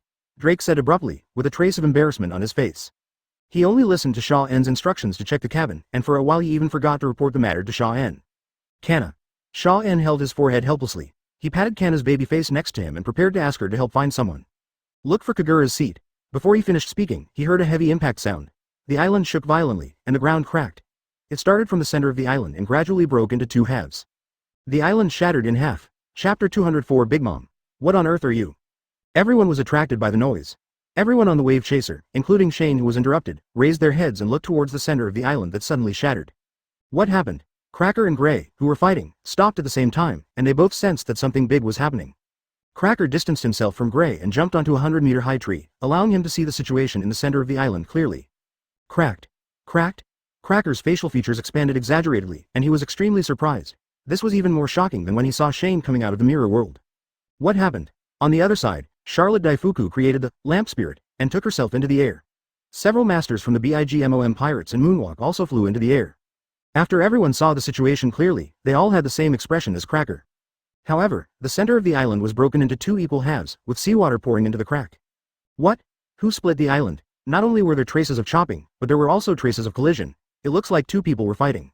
Cracker first glanced at the ship parked by the island. When he saw that Qilong himself and his crew had the same shocked expression, Cracker realized that it was not them who did it. So, who else could it be? With doubts, Cracker tried to use his observation hockey, and after sensing, he found a familiar aura. Is this Mom's domineering attitude? As his voice fell, the two halves of the island actually tilted towards the center at the same time, as if they were pressed down by some force at the same time. The terrain suddenly rose, and the people on the island fell to the ground, looking at the center of the island in confusion. Gray almost fell down, but was supported by a small hand behind his back. Thank you very much. Hey, Kanna, why are you on the island? Gray discovered that the person supporting him was the white-haired loli on the boat. Before he could ask the reason, he saw the person's sight gradually rise higher and return to the boat in a blink of an eye. Gray was placed on the deck by Kanna. He was a little confused. Is this something big going on? Two monsters are fighting. Drake stretched out his hand, using it to help him stand up from the deck. Advertisement, monster? Gray was a little surprised. If he remembered correctly, this guy Drake could turn into a 10-meter monster. What could he call a monster? That's not all. He also saw that Shane, who was usually relaxed, now looked quite serious, not to mention the rest of the crew. All of them were staring in a certain direction with bated breath. What kind of monster can make everyone so serious? Gray became more and more curious. At this moment, he even temporarily put aside his interrupted battle and looked in the direction of everyone's gaze. The sky had grown gloomy at some point, with dark clouds rolling like ink and lightning flashing through it, as if it had broken free from the constraints of nature and was continuously and madly striking the ground. Amid the flashing lightning, two figures were particularly eye-catching. One of them was of gigantic stature, with a mini-sun shining with flaming light on her head, and she was standing on a black cloud surrounded by lightning. The broadsword in her hand was shrouded in a terrifying aura.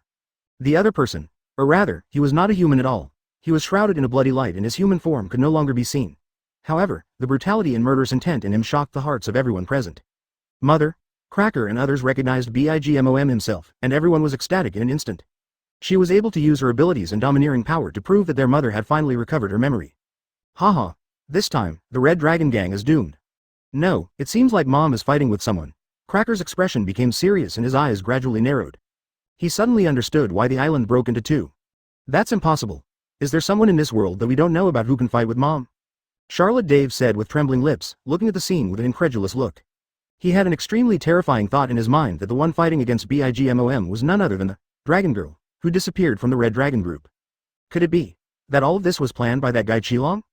They blocked the BIGMOM pirates led by Katakuri head-on, and at the same time sent Dragon Girl to assassinate her mother who had not yet recovered her memory. Now it seems that the plan has failed. Mom has regained her memory, and then she, who knows everything, breaks out into a battle with the daughter of the dragon. That way, everything makes sense. Charlotte Daifuku took a deep breath and looked at the pirate ship with extremely vigilant eyes. Advertisement: the red hull swayed with the waves, but the slender figure did not waver at all. Under the orange hair was a handsome face that seemed a little gloomy. As expected, after seeing Shane's expression, Charlotte Dafu's heart skipped a beat, and her guess was confirmed. This man must have become like this because the Dragon Girl failed to assassinate her mother. What a horrible man, he almost made his plan succeed. What are you talking about? Cracker was confused, not knowing why this brother suddenly went crazy. Cracker, we have all been deceived by him. Charlotte Dafu told Cracker all her guesses, and Cracker was also shocked. You said that the bloody light was from the Red Dragon's crew?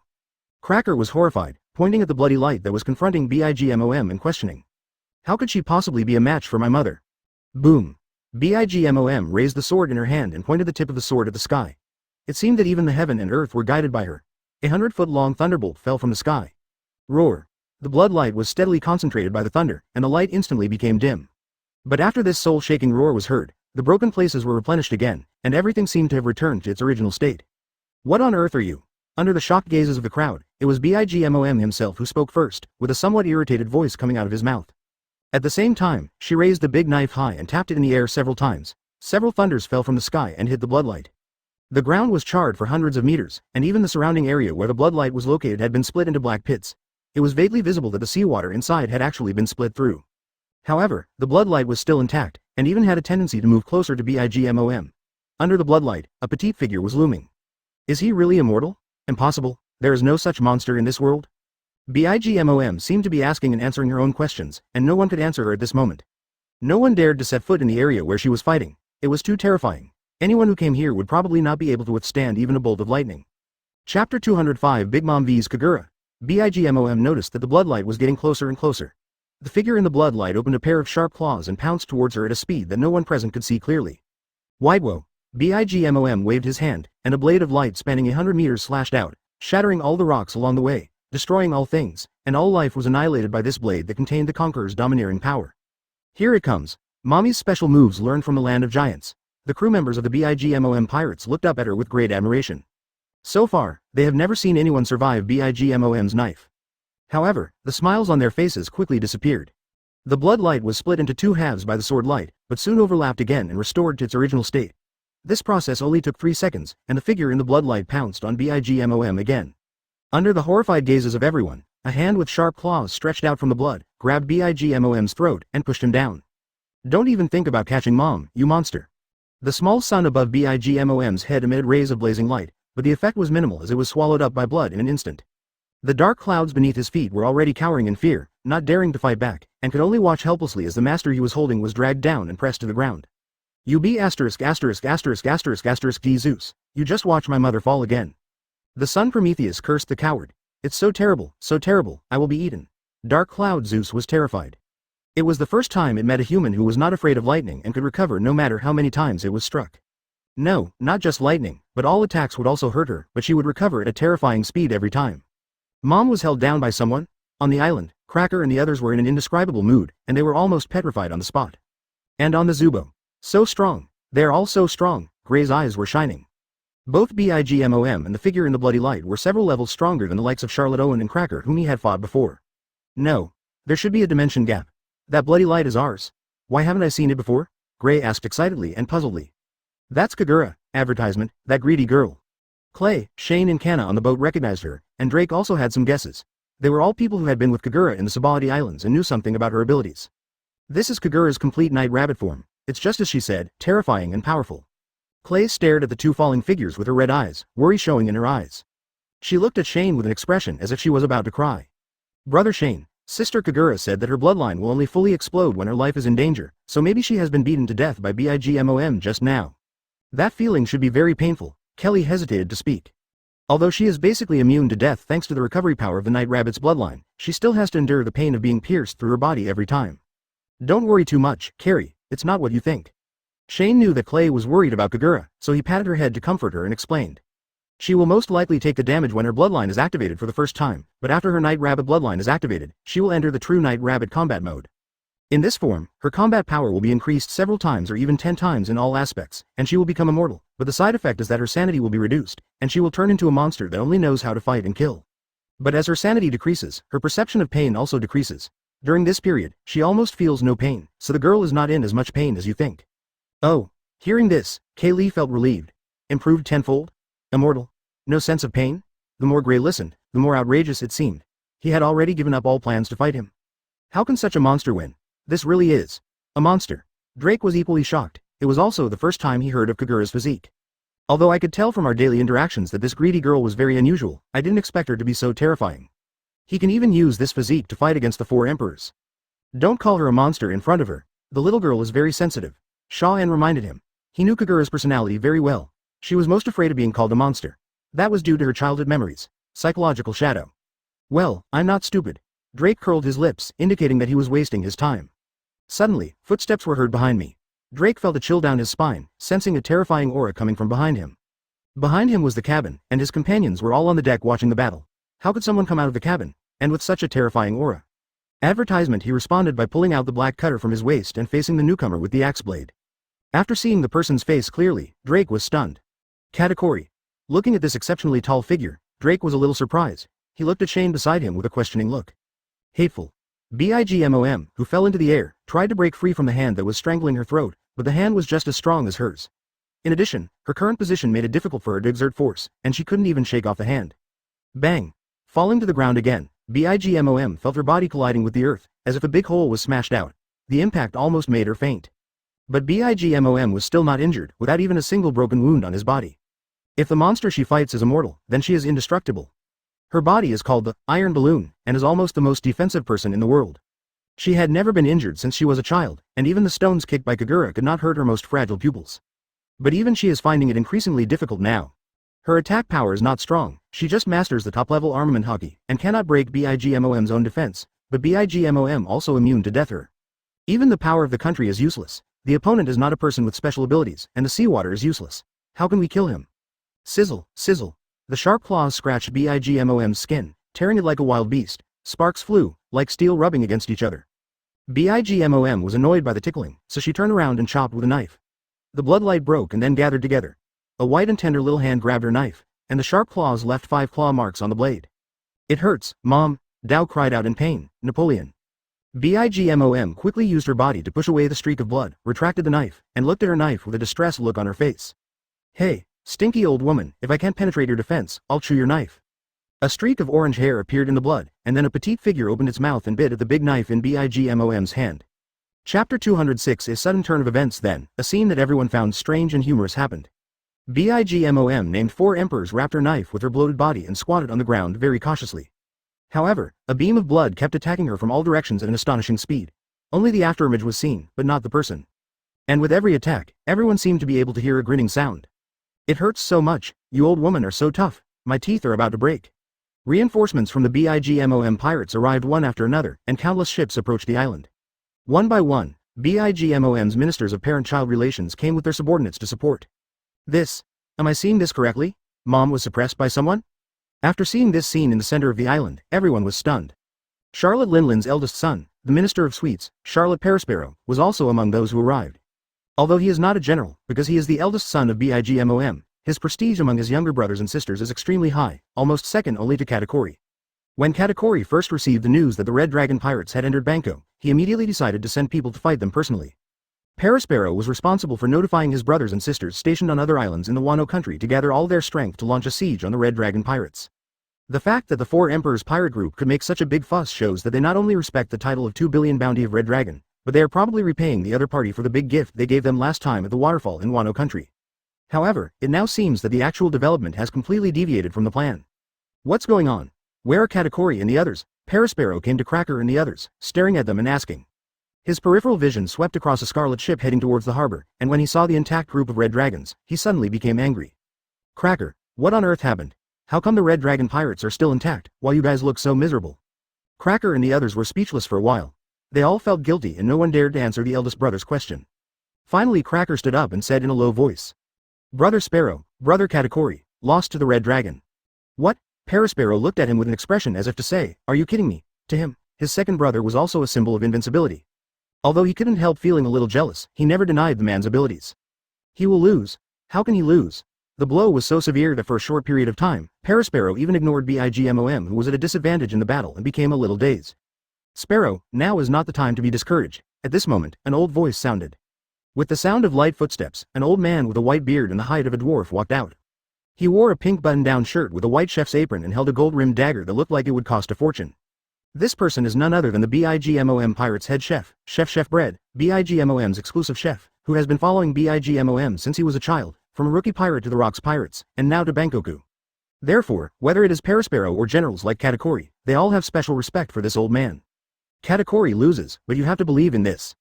Long Bread cut the ground with the golden dagger, and the hard earth and stones suddenly became soft, like a piece of soft and glutinous cake.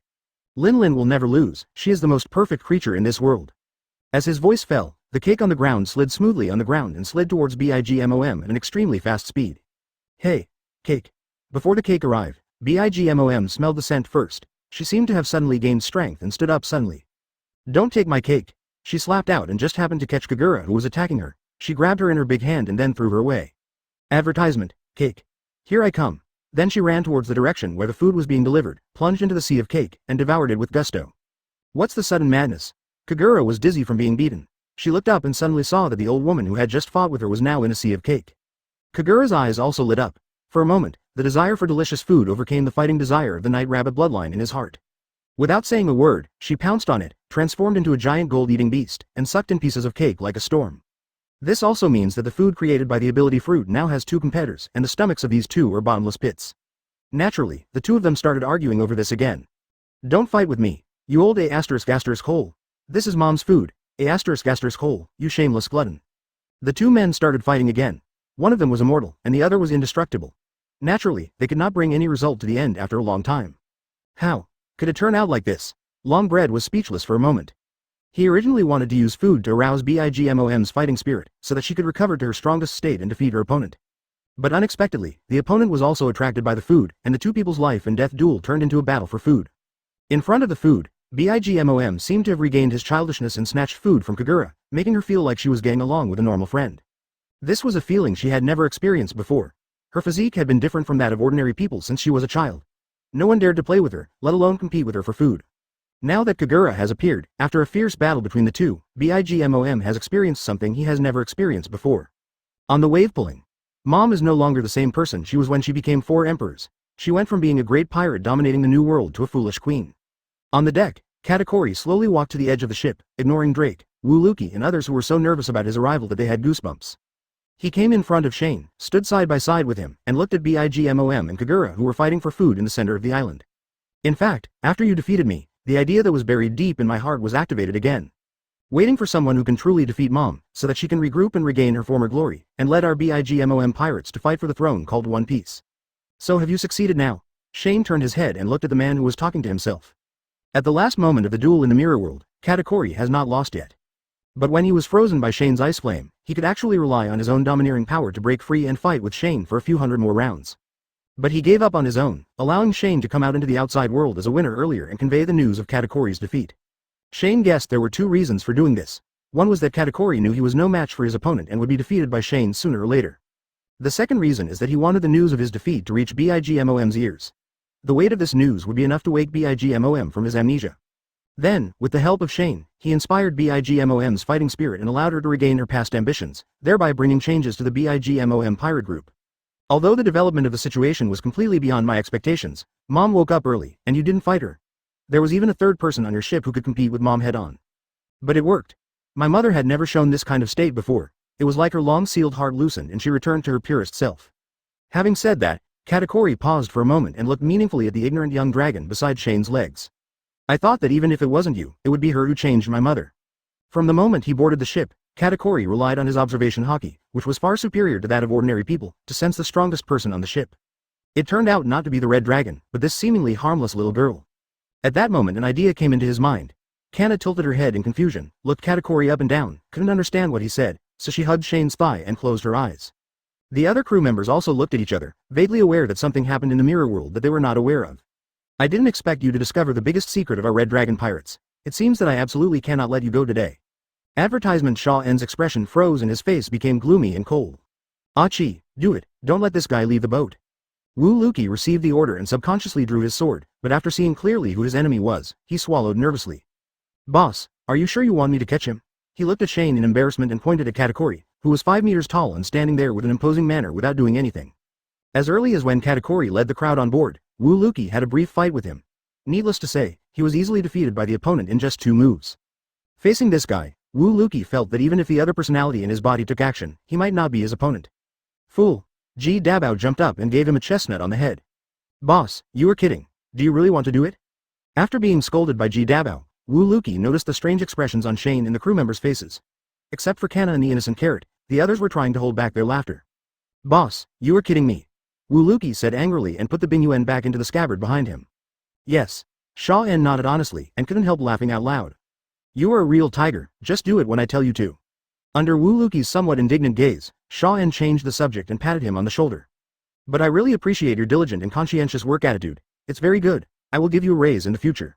You, my boss, really make me happy. I'll follow you for the rest of my life. When Liuqi heard about the salary increase, the resentment on his face disappeared. Ji Dabao also stood up. Boss Shaw, I fought a great enemy general this time. I fought with him for hundreds of rounds and almost died on the spot. Look at all the chicken feathers on the ground. He told Shane the story of his battle with Charlotte Daifuku, adding more details and using more exaggerated words, so much so that even Katakuri gave him a strange look. In short, he just wanted to take credit and get a salary increase like Liuqi. Okay, after the trip to all countries, your salary will increase and you will get a bonus. Shane really couldn't stand it. This chicken was very eloquent and its voice was the same as that of a famous Hong Kong star, which was very irritating after listening to it for a long time. At this time, Katakuri, who had been silent for a long time, decided to bring the topic back to the main topic. Katakuri is feeling quite weird right now. These people are too unserious, they're different from the pirates in the New World, and they can't even be called pirates at all. Qilong, are you just going to let one of your crew members and your mother continue to fight? Now both sides have calmed down temporarily because of the food, but soon they will start fighting again. What is surprising is that the person who is most concerned about Kagura's safety now is Katakuri. If you hadn't told me, I would have almost forgotten. Shane looked as if he had suddenly woken up. He looked into the distance and his sight fell on the center of the island 1,000 meters away. Kagura and Bigmom were fighting over a piece of cake. The two figures, one big and one small, butted each other with their heads like fighting cows and sheep. Parasparrow, Cracker and others nearby didn't dare to get close. What the hell is this greedy girl doing? Shane covered his head with his hands in great pain. He gently patted Kanna, who was using his thigh as a pillow. Kanna, please bring Kagura back, we are about to set off. At this time, the only person who could bring Kagura out from the encirclement of the four emperors' pirates, including the four emperors themselves, was Kanna. Good. Kanna opened her eyes immediately. Although she liked to rest when she had nothing to do, she would never ignore the voices of her companions, especially Shane and Klee. Kanna reluctantly let go of her pillow, then she stretched out a small hand and struck the air, and a huge dragon claw shadow flashed by. With the sound of glass breaking, a space passage appeared in the sky. This is. Shane and Katakuri opened their eyes wide at the same time. They were most familiar with the environment inside this space. Wasn't it the place where they had just fought? What kind of ability does she have that she can break through the passage to Morel's mirror world without relying on a mirror? Katakuri thought secretly in his heart, frowning. Kanna's move made him feel that the other party was even more unfathomable. Chapter 207 Kanna lands on the island. Kanna, are you planning to bring Kagura back to the ship through the mirror space? Shane didn't need to think as much as he did, and looked at Kanna in admiration. Kanna, you are so smart. Kanna's expressionless face showed some movement, and her little tail began to wag. It was obvious that she was very happy with Shane's compliment. I'll go, Shane, and bring Kagura back soon. After saying that, when Kanna saw Shane nod, she suddenly entered the mirror world as if entering water. The next moment, her figure appeared on the island, in a mirror in a house near Kagura's location. She can enter the mirror space of the Morel fruit ability at any time, but she cannot come out at will. She must go through mirrors in other places, otherwise forcing her way out will destroy the mirror world. Who are you? Kid? In the house, there are just ordinary residents in the world. They looked at a person who suddenly jumped out of the mirror in their home and were so scared that they only recovered after seeing Kanna's young face. Lil guy, how did you get to our house? Don't go out yet, it's very chaotic outside now. A woman in the house saw that Kanna was cute and well-behaved and young, and was worried that she would get hurt accidentally if she went out, so she wanted to keep her in the house temporarily. But Kanna ignored them, just glanced at the woman with some curiosity, and then disappeared on the spot. It's gone. The woman was a little confused when she saw the empty space in an instant. Idiot, how dare you pull her hand? She is clearly the intruder this time, said the woman's husband with a look of fear on his face. Intruder? She's so young, how could it be possible? After stepping out of the house, Kanna followed the location of Kagura observed by the dragon eyes and crossed over at a rapid speed, covering a distance of 100 meters with each step. This was certainly not her full strength. This speed, which was considered top-notch even on the ocean, was only the result of using 1/10 of her strength in human form. If she used all her strength, she could even jump from the wave chaser to the center of the island in one step. Strange kindness, stranger, why? Kanna was thoughtful. She was still thinking about the woman who had just been very friendly to her. After coming to this world, she spent most of her time with Shane and other summoned companions, and had never had any contact with anyone from this world alone. The woman today was the first time Kanna met a human being who was kind to her, other than her companions. I can't figure it out, go back and ask Shane. Kanna stopped thinking. Because the destination has been reached. The first thing that caught Kanna's eye was a large group of people standing on the periphery. Some of them had fought with their companions on the wave chaser, and some had rushed over from other places later. Among them, there was a human named Kanna who summoned cookies.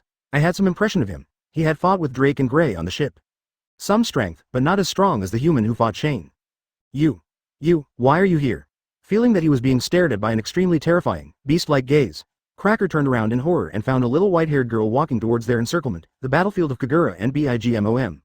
The subordinates who surrounded the battlefield seemed not to see this person and allowed her to approach slowly.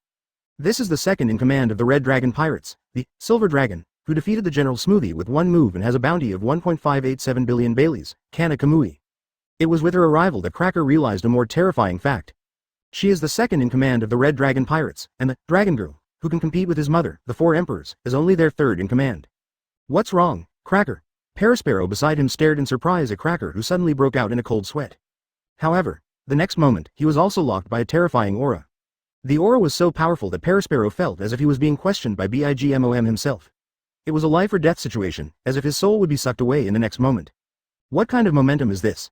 Parasparrow was so shocked that he lost his voice and stared stupidly at the small figure approaching from afar. 1 second they were still 100 meters away, and the next moment, 2 tender little hands were pressing on his and Cracker's backs. Boom, the ground shook violently, and the two men were unable to offer any resistance and were pressed into the sunken soil. Dust flew up, and following the huge crash, there were screams of shock from others who did not understand the cause of the incident. What happened? Where did the sound come from? Advertisement. It's not clear. There's so much dust that I can't see clearly. Oh, Master Cracker and Master Parasparrow have been knocked down. What? Weren't they fine just now? Screams rang out one after another, and the battlefield surrounded by thousands of people instantly became a mess. The noise even affected the two people in the center of the battlefield. Bigmom and Kagura looked outside the field in surprise. HMPH, old woman, your men are in chaos, why don't you go back and take charge of the situation? Kagura said with a gloating look on her face. In her hand was a broken parasol, which she had picked up at some point and used as a weapon. Katakuri will naturally handle these matters properly. It's not your turn as a little girl to worry about them. Surprisingly, Bigmom's state is extremely peaceful. She is neither the ignorant Linlin nor the foolish queen of all nations. It looks more like the two merged into one. Little girl, I want to thank you for letting me experience emotions I haven't felt in many years, and even making me think of the days when I was in the Rocks Pirates. Bigmom spoke calmly, and it seemed that she finally had some maturity and experience that belonged to her age. She took out a huge photo from her bosom and stroked it with a melancholy look on her face. Kagura jumped up curiously and saw a beautiful lady in nun's clothes. Who is she? Kagura asked. The nun in the photo looked very gentle and full of holy radiance, but for some reason Kagura felt inexplicably disgusted. Her name is Carmela. She is a great nun. On an island, she adopted me who was abandoned by my parents and many other homeless children. Perhaps because of the great battle, or perhaps because she recognized Kagura's strength, Bigmom actually told Kagura about her past. Your parents are so irresponsible. How could they abandon their own child just because Linlin is a big eater? Upon hearing that Linlin had been abandoned by her parents, Kagura stomped her feet in anger.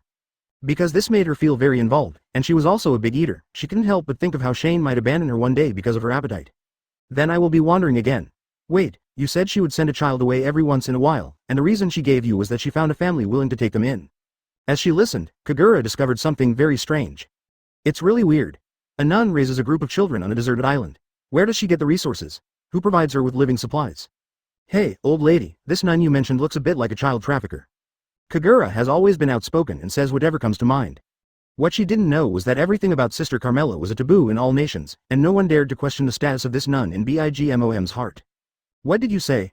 Sure enough, Bigmom, who was smiling cheerfully the previous second, turned gloomy the next. How could a good person like the nun be a human trafficker? What do you, a little brat from the Red Dragon family, know?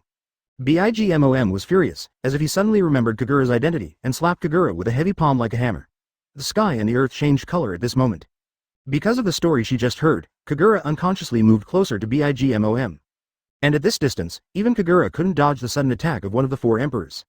She felt a little regretful about this. If she had known earlier, she would not have listened to the story and would have just slipped away. If she were to withstand the old woman's attack again, she would probably be knocked into a bloody rampage state again. I entered that state twice in one day. She couldn't guarantee whether she would be affected in the future and become a ruthless killing machine like the rest of her tribe. However, because of the existence of a man, Kagura firmly believed that even if she really fell into the influence of blood, he would pull her back. So, just fight. Stinky old woman, be careful not to be torn to pieces by me. After saying this, Kagura closed her eyes and waited for Bigmom's hand to wave. 1 second, 2 seconds, 3 seconds, nothing happened. Advertisement Kagura was not broken by the slap, and it didn't even hit her. She closed her eyes and smelled a familiar scent. Kanna. Kagura opened her eyes in confusion and cried out in surprise. In front of her was a petite figure that was almost a head shorter than her, wearing a pink and white skirt, a pair of carrot-like legs wrapped in white tights, and a dragon tail swaying behind her. At this moment, this little white-haired girl, who was only about 1.2 meters tall and looked like she could be blown away by a gust of wind, blocked a monster that was nearly 10 meters tall with just one hand. After hearing Kagura's call, the little loli turned around, as if to tell Kagura that she was indeed Kanna, and nodded stupidly. How could you? Bigmom's pupils suddenly became clear, and anyone could see the disbelief in her eyes. Her huge body was shaking constantly, beads of sweat the size of beans were dripping down her face, and her muscles were twitching all over her body. This was a sign that she had used her strength to the limit. However, even so, the expressionless white-haired loli in front of him remained motionless. Even someone as strong as Bigmom felt like an ant trying to shake a tree. Who are you? How can there be a monster like you in this world? The four emperor's eyesight is better than Katakuri's. In just a few seconds, Bigmom can sense the vast power in the other party's body. This power shocked her to the extreme, because her body was already among the strongest in the world, and the other party was even stronger than her, much stronger.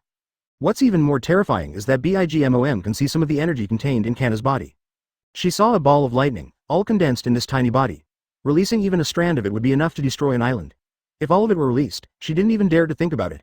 Perhaps half of the world. No, the entire world would be destroyed. My name is Kanna, not monster. As she spoke, Kanna seemed to be angry about the word monster. Her eyes darkened slightly, and she stretched out her other hand. She used both arms to hold Bigmom's hand. What are you going to do? Bigmom was confused and felt a little nervous for some reason. Zeus, Prometheus, Napoleon, she shouted urgently, and the dark clouds, the sun, and the knife transformed from the pirate hat all flew towards her. Mother. The dark clouds struck with lightning, the sun emitted rays, and the knife actually struck out a small mighty power. In the blink of an eye, several attacks came towards Kanna at the same time. Each of these attacks contained great power. An ordinary pirate with a bounty of hundreds of millions would probably be annihilated in an instant, and even the Shichibukai would choose to temporarily avoid the attack and not resist it head-on. However, this person is Kanna, a young dragon that has lived for more than 10,000 years. In other words, he would be revered as a god. Kanna first spit out an arc of electricity, which shuttled out in an instant, not only smashing the light, but also piercing the small sun.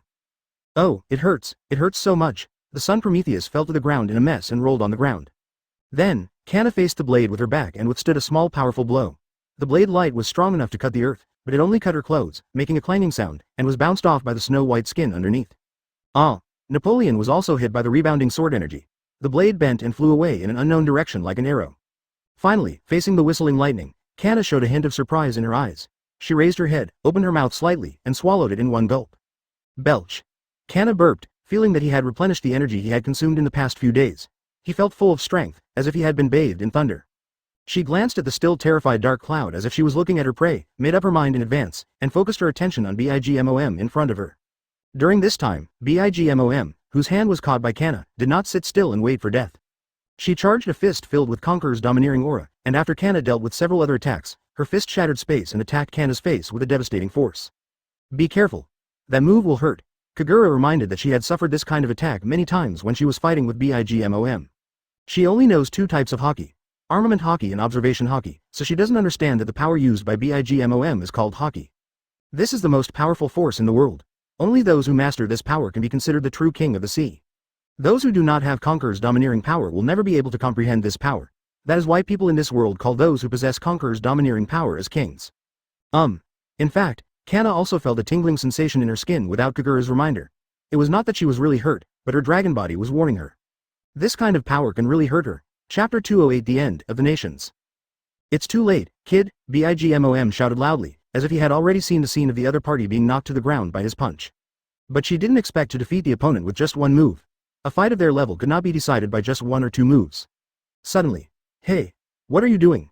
Bigmom felt his body suddenly lose balance, his sight gradually moved higher, and even the trajectory of his punch changed.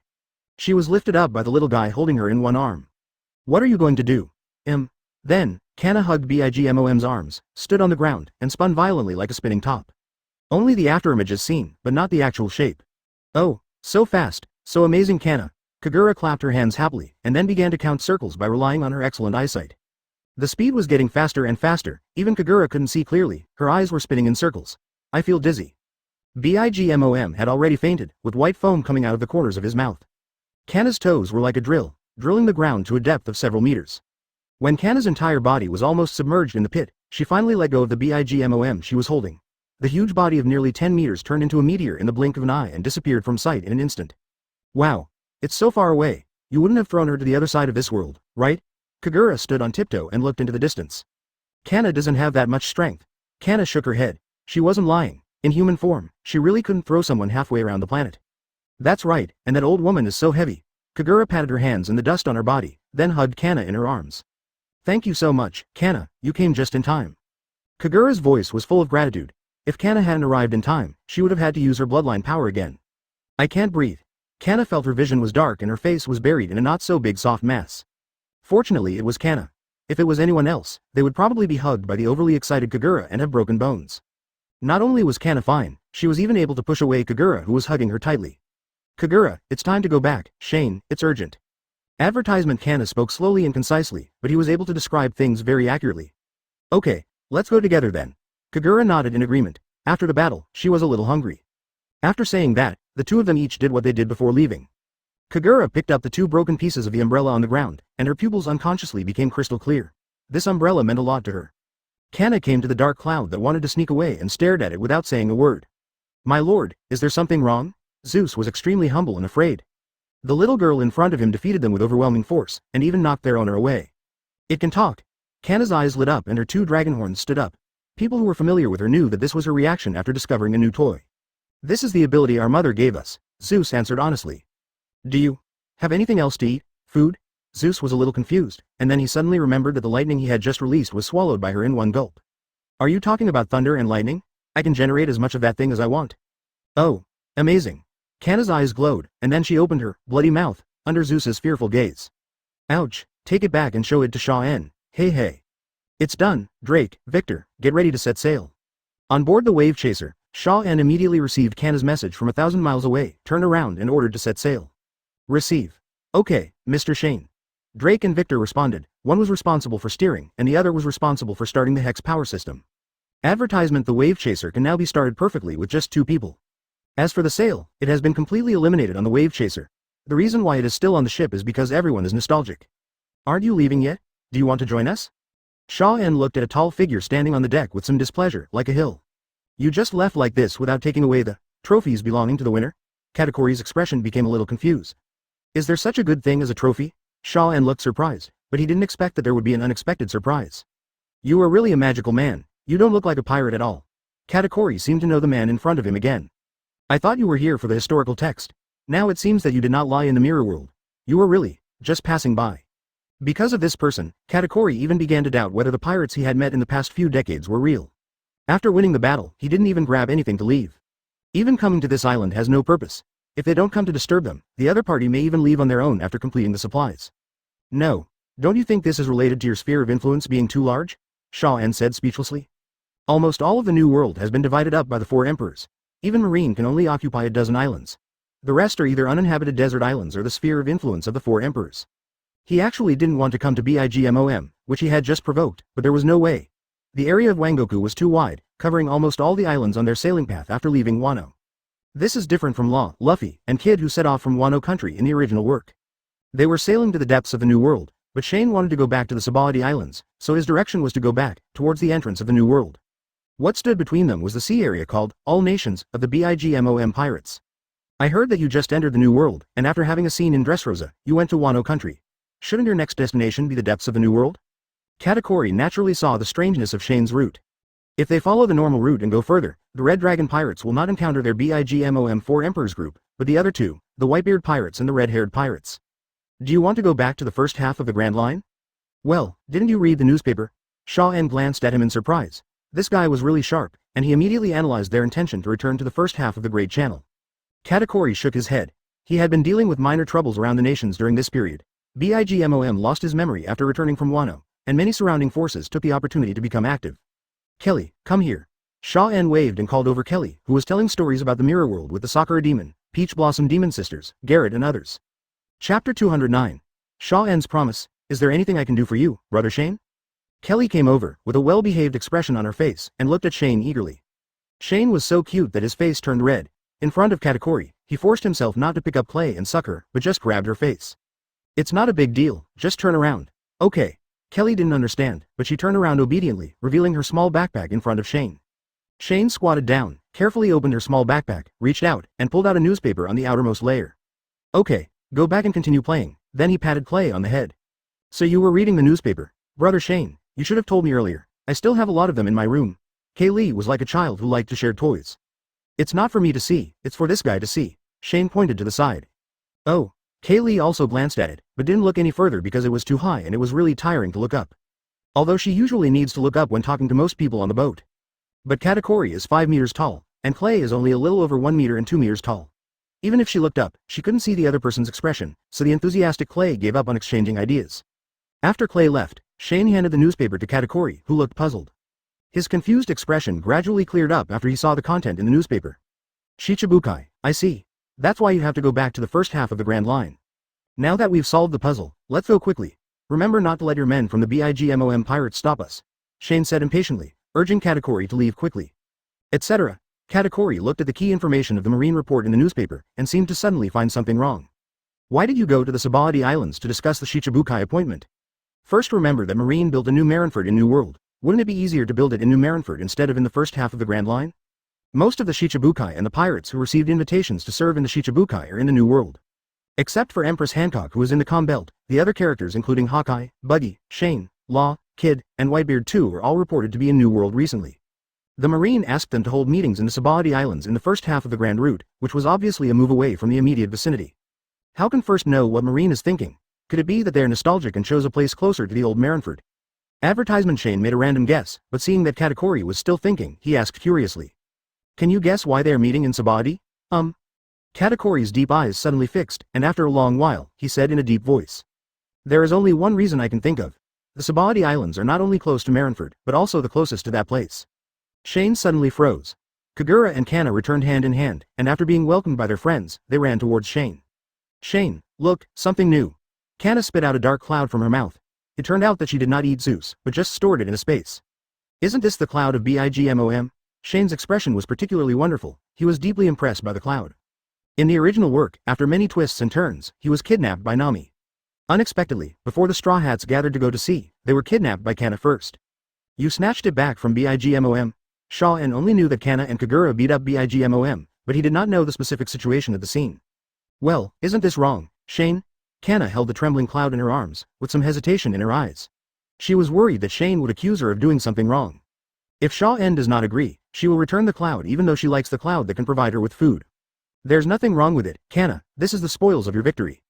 What reassured Kanna was that instead of criticizing her, Shaw-en seemed to be encouraging her. Could it be that she can just grab whatever she likes back in the future?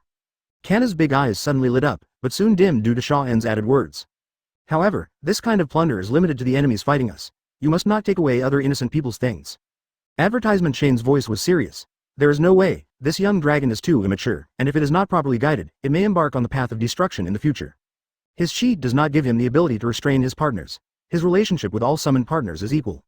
Therefore, after summoning pure partners like Kagura, Kori, and Kanna, Shaw-en also unconsciously improved his own morality and suppressed some evil thoughts that naturally arise after possessing power.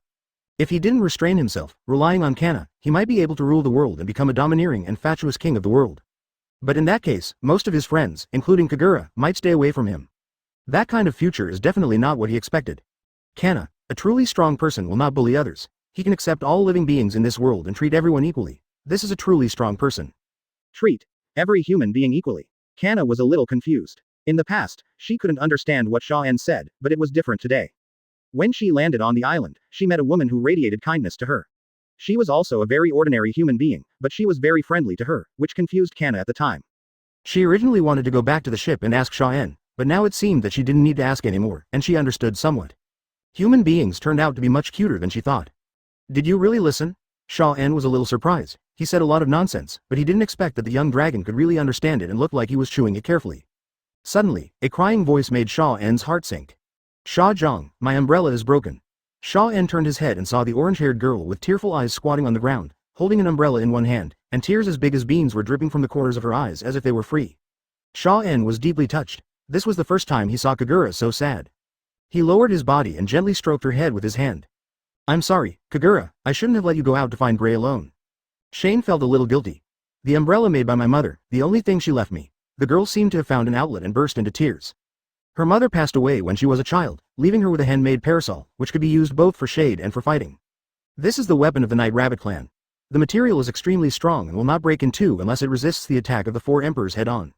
It's okay, Kagura. I will make another one for you. Materials. I'll just use the remains of your umbrella. Don't worry, it will be exactly the same as before, I promise. Chapter 210 Big Mom. Morgans, that be ******** D bird. The most remote island in the Wan Kingdom. Usually there are only a dozen or so residential houses besides Charlotte Owen and her subordinates stationed there, making it quite desolate. But today it is very lively. Where is the Red Dragon? Where are Mom and Katakuri-san? We're here to support them. At the port, a huge number of pirates swarmed in, led by Cracker, Parasparrow and dozens of other four emperors and their children. In addition, there are also pirate forces, gang forces, noble forces, etc. under BIGMOM who are dependent on them. After receiving the information, they all sent reinforcements. At this time, the area around this isolated island was as black as clear water stained by thick ink, and there were only boats. After a rough count, there were actually 3,000 to 4,000 people gathered. With so many troops, even a marine branch or a Shichibukai station can be captured almost instantly. And this is just the tip of the iceberg of the BIGMOM pirates. The background of the 4 Emperors pirates is far more than just this. Where is the Red Dragon? How dare he insult my mother? I will never forgive him. A creature with a human body and a lion's head roared angrily. He was also from the fur tribe. Be patient, Pokemus. With Lord Katakuri on the island, I believe he will not let the Red Dragon leave easily. A man with legs as long and straight as chopsticks and a body as thin as an eggshell. The man said calmly while drinking coffee. Damn it. If only I had received the news earlier. Pokemus still couldn't suppress his anger, with nowhere to vent his rage. What's the point of you coming here? A man worth 2 billion is definitely not someone you can just keep. A man smoking a cigar said disdainfully. He was wearing a black coat and a black suit. He was not tall, but very imposing, with the demeanor of a gangster. Beside him were several younger brothers in black suits, standing beside him like bodyguards. Becky, isn't your base the closest to here? Why didn't you go to provide support in advance? Pokemus was confronted for no reason and stared at the cigar-smoking man with some dissatisfaction. Humph, I don't need to explain the reason to you. Becky exhaled a puff of smoke and ignored his questioning. You? Pokemus was so angry that he was about to attack Becky on the spot, but was stopped by Baron Egg beside him. Now is not the time to fight, Pokemus. After comforting the lion who was about to go crazy, Baron Dandon looked at Becky again and said in a friendly manner. Becky, you should know something about the situation at the scene, right? Yeah. Becky seemed satisfied with Baron Dandon's gentle tone. She took a puff of cigarette and then began to speak. He had indeed arrived at the edge of the island very early and witnessed all the fights on the Wave Chaser, including the fight between the 567th soldier Snaggle, Kanna knocking Smoothie away with one palm, etc. I don't know what happened on the island and in the mirror world, but I heard some news. First, Katakuri lost to the Red Dragon in a one-on-one duel, and second, BIGMOM couldn't defeat her opponent. 2 extremely important news. How is it possible? Baron Dandon and Pokemus were speechless. It was so shocking. Yeah, before today, I also thought it was impossible. Becky sighed in her heart when she saw the 2 people's shocked and speechless expressions. The man named Shilong really surprised him. Beeg, Capone Beeg, with a bounty of 200 million Baileys, is one of the pirate supernovas. He joined the BIGMOM pirates shortly after entering the New World a month ago. Everyone thought that he was succumbing to BIGMOM's power, but in fact, in his heart, he had always been hiding a plan to assassinate BIGMOM himself. And today, this plan was almost successfully implemented, but unfortunately it was interrupted due to some unexpected factors. Unfortunately, if BIGMOM hadn't been knocked away, my plan might have succeeded. Beeg lied. In fact, he had been hiding in a forest on the island for a long time and was the only spectator of the battle between BIGMOM, Kagura and Kanna. He was sure that those 3 were the most powerful people in this world, and each of them was no worse than the 4 emperors in this world. Such powerful guys, are there actually 2 of them on that ship? No. Maybe there are more than 2, including the Red Dragon himself. Thinking of this, Becky could not hide the enthusiasm in her eyes. Want to change your assassination target? Compared to BIGMOM, it seems that assassinating the Red Dragon is more valuable. That man will never be under the 4 emperors in the future. However, he is now nominally under the command of BIGMOM, and usually cannot leave the world without orders, let alone go to the vast ocean to find the Red Dragon. Advertisement. Moreover, in terms of reputation, Shilong is obviously not as famous as BIGMOM, who has been famous for decades. While Beeg was thinking, their pirate ship was approaching the port, and the figures of Katakuri, Cracker, Charlotte Daifuku and others came into view. Lord Katakuri, where is the Red Dragon? We're here to support him. Pokemus jumped off the boat first and asked impatiently. We're late. The people have already left, Cracker said in a low voice, seeming to be in a bad mood. He stretched out his hand and pointed in a direction. Their boat is a little special and very fast. We were unable to stop them on the island, and now we can't catch up with them. Having said that, Cracker glanced at Katakuri imperceptibly, with a complicated expression on his face. He saw Katakuri get off the Red Dragon's ship with his own eyes. Cracker does not know what kind of agreement Katakuri has reached with the other party. But he was very sure that this was definitely a decision Katakuri made behind his mother's back. Where's the Silver Dragon? Where's the little one? Is she gone too? Suddenly, an urgent voice came from a distance. Then, a slender figure was helped off the boat. It turned out to be Smoothie, who was slapped by Kanna on the Wave Chaser. Unexpectedly, even though she was knocked away by the other party, she still missed Kanna, and even though she was wrapped in bandages, she insisted on coming. Lord Smoothie, Pokemus, Baron Dandon, and many ministers and pirates under BIGMOM were shocked. They didn't expect Smoothie to be injured like this. The name she kept repeating, Silver Dragon. Could it be the mysterious second in command of the Red Dragon pirates, Silver Dragon, who has a bounty of 1.5 billion? Of course we're leaving. Who can stop that monster? Said Snag, the general who fought with Liuqi.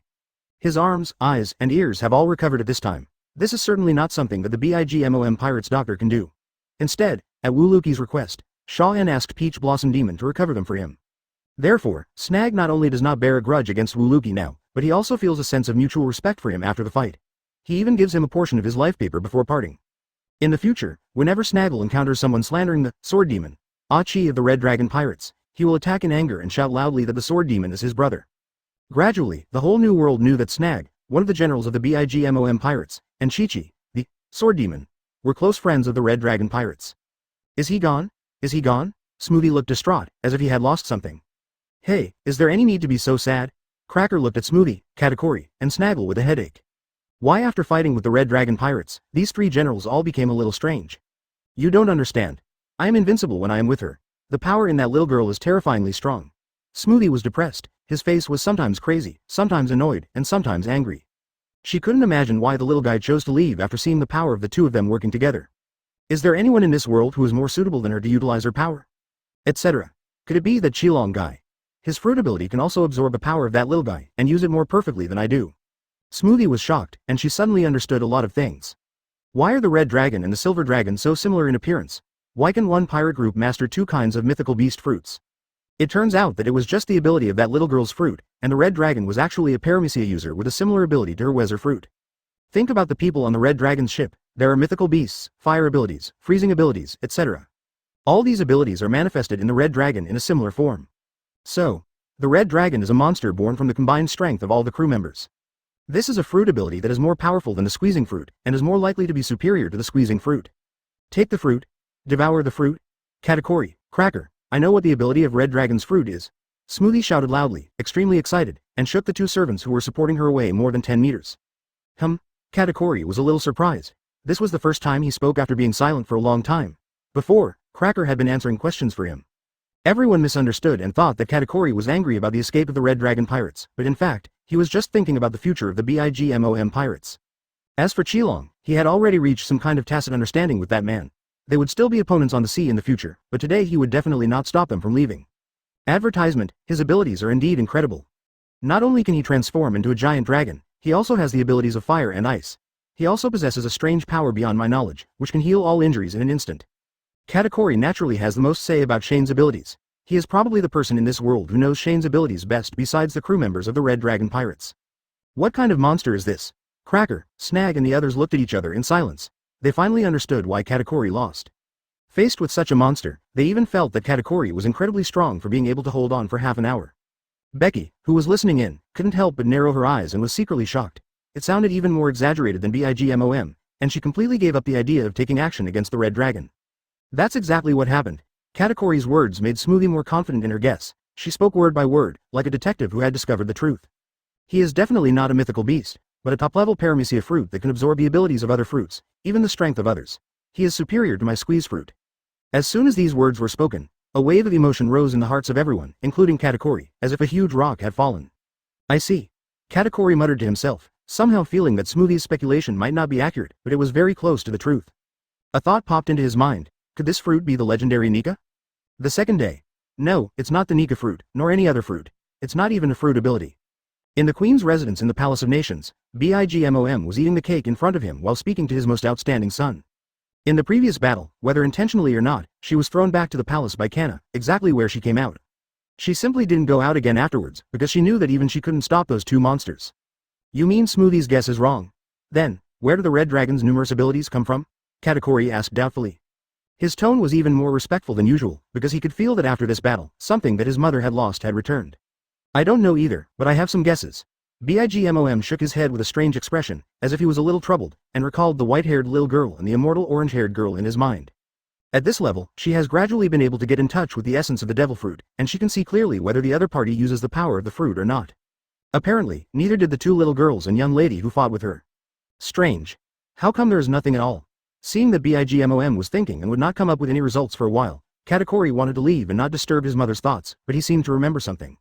He took something out from his waist and said hesitantly, Mom, this is today's new newspaper. The content above may make you uncomfortable.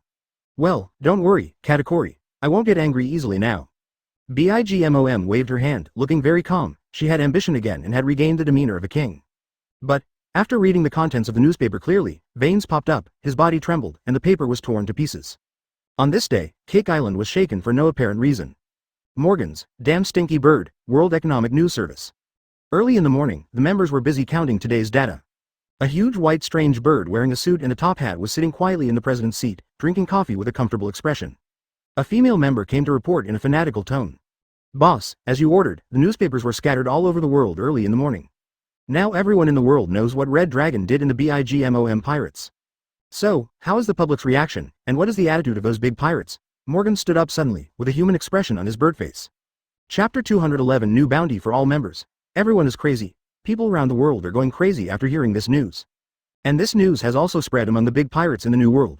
Several four emperors have not made any moves, but some other big pirates are ready to take advantage of the BIGMOM pirates. The world is in chaos. Ha ha ha ha, chaos is good. A chaotic world can better highlight the meaning of our existence. Morgans laughed with great satisfaction. Then he gave another order excitedly. Keep a close eye on the movements of the Red Dragon pirates. I have a feeling that they will do something shocking to the world soon. Also, have the Gull deliver this thank you letter to the Red Dragon's ship. Oh, and don't forget to include the reward. On the Red Dragon pirate ship, it was only 8 o'clock in the morning, and everyone gathered in the cabin, eating breakfast and listening to Kelly reading the newspaper with relish. The Red Dragon pirates launch a surprise attack on Bangkoku. Yesterday, the Red Dragon pirates that defeated Doflamingo suddenly descended on the Wonguo territory, fighting against an entire country with only a dozen people. General Snag was defeated by the Sword Demon Achi, General Smoothie was defeated by the Silver Dragon Kanna Kamui, General Cracker fought to a draw with the fallen Major General Drake and the Ice Wizard Grey, and the Ice Demon Dominic Grey defeated Charlotte Owen. Red Dragon defeated Katakuri, the leader of the generals. Kagura, the Dragon Girl, fought with BIGMOM for hundreds of rounds without losing the upper hand, and then joined forces with Silver Dragon to defeat BIGMOM. The Red Dragon pirates get out of this situation head-on. President Morgan's comments. In this battle between the old and new pirate groups, the winner is undoubtedly the Red Dragon pirates. Apart from their lack of strength, they are worthy of being called the fifth emperor of the sea. Does this herald the arrival of a new era? Just as everyone thought, the remnants of the old era came to an end, and the gears of the new era began to turn. What greets us now is a brand new world led by Red Dragon and Ace. The stirring words, even though spoken by the little girl's crisp voice, still shocked everyone in the cabin. Especially Morgan's comments, which made Drake and others think that they are the people leading the new era, full of ambition and enthusiasm. Advertisement, too. Too much praise. Shaw En was silent for a long time, with a look of inexplicable surprise on his face.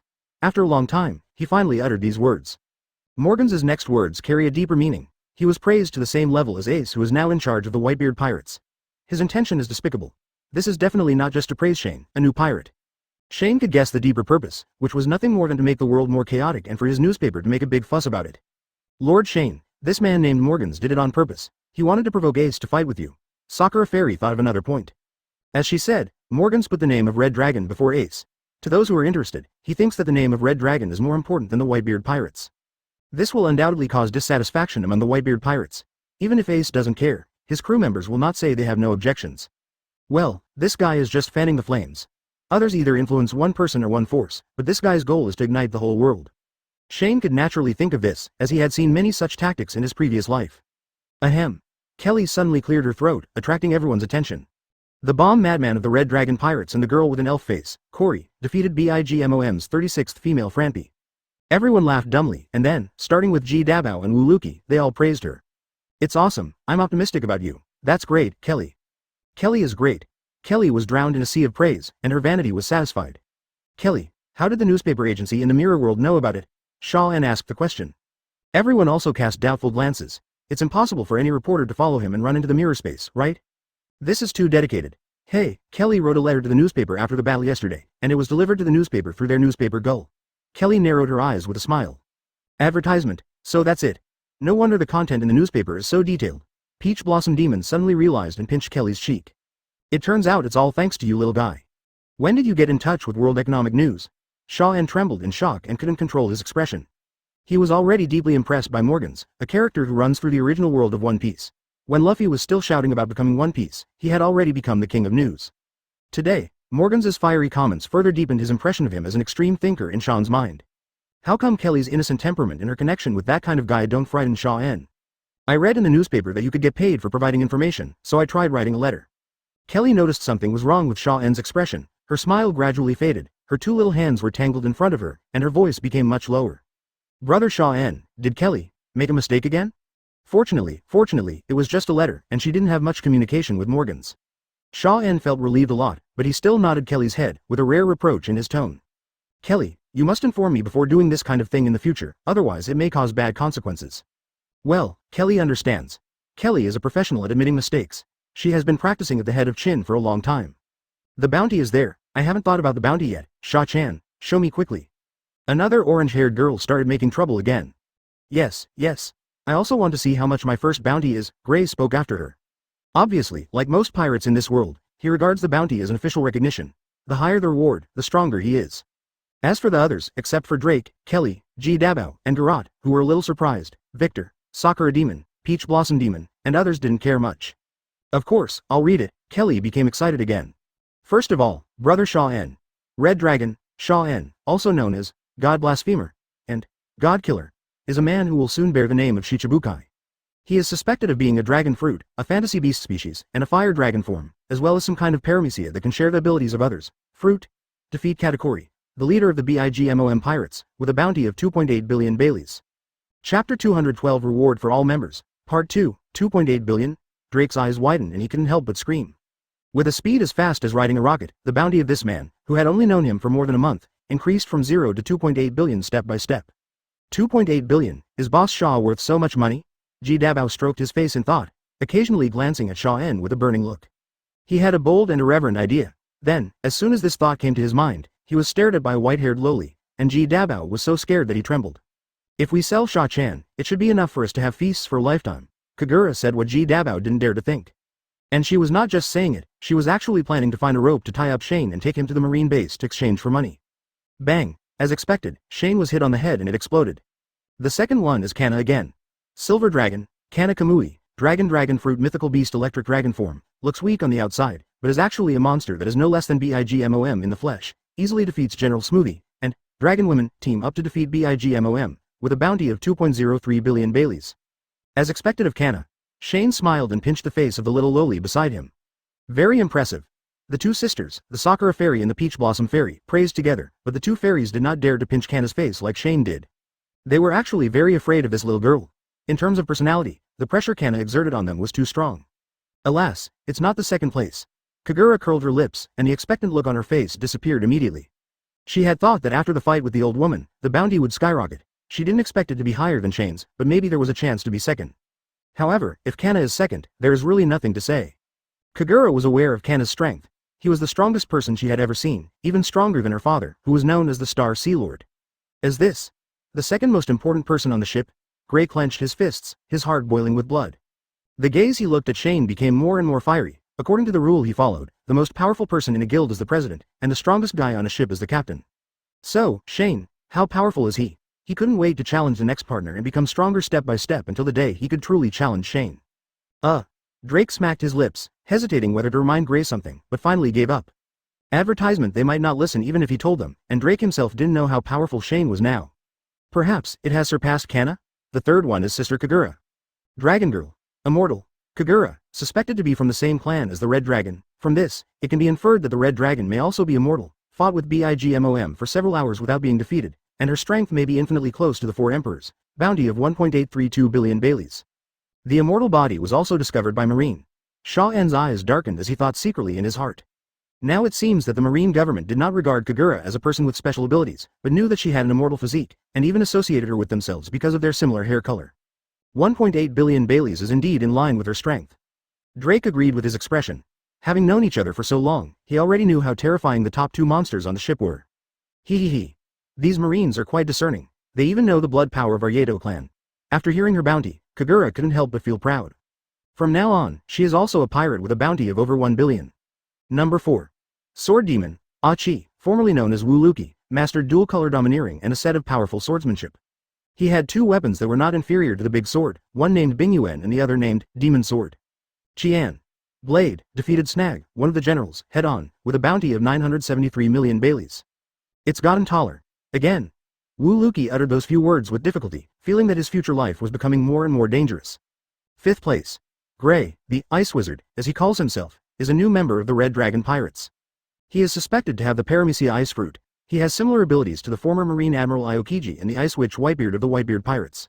He defeated the four emperors, Charlotte and Owen, parents and children, fought against the Star General Cracker and the result was still undecided, with a bounty of 800 million Baileys. Not bad. Gray held his bounty order with satisfaction, intending to keep it and show it off in front of Natsu and Urza after returning to the guild. 6th place. Fallen Major General, X-Drake, Dragon Fruit, Ancient Species, Allosaurus Form, undefeated in the battle against General Cracker, Red Dragon's trusted deputy, with a bounty of 531 million berries. 7th place. Bomb Maniac. Klee has some kind of fruit ability related to fire. She carries a large number of explosives all over her body. She is extremely dangerous and uncontrollable. The level of danger may be higher than that of her companions with higher bounties. The bounty is 350 million. Bailey.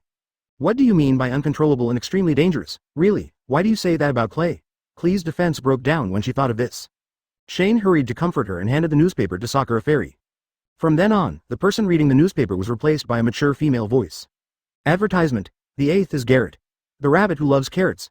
Carrot, from the Mink tribe, a new member of the Red Dragon Pirates, mastered the two-color domineering, possessed the top combat quality of the Mink tribe, defeated 2 ministers of the BIGMOM Pirates, and had a bounty of 320 million Bailey. What, she has 300 million? Ji Dabao's face changed drastically, because the other party not only offered a reward of 300 million, but was also ahead of him. Carrot looked at him doubtfully, munching on carrots with Kagura, and silently watched Shane comfort Klee. 9th place. Genius Shipwright. Victor, the Dragon Fruit, Ancient Species, Velociraptor ability user, has average combat ability, but is suspected to have technological knowledge that transcends the world. It is recommended to capture him alive, with a bounty of 120 million Baileys. My status has also risen with the tide, Victor sighed. 10th place.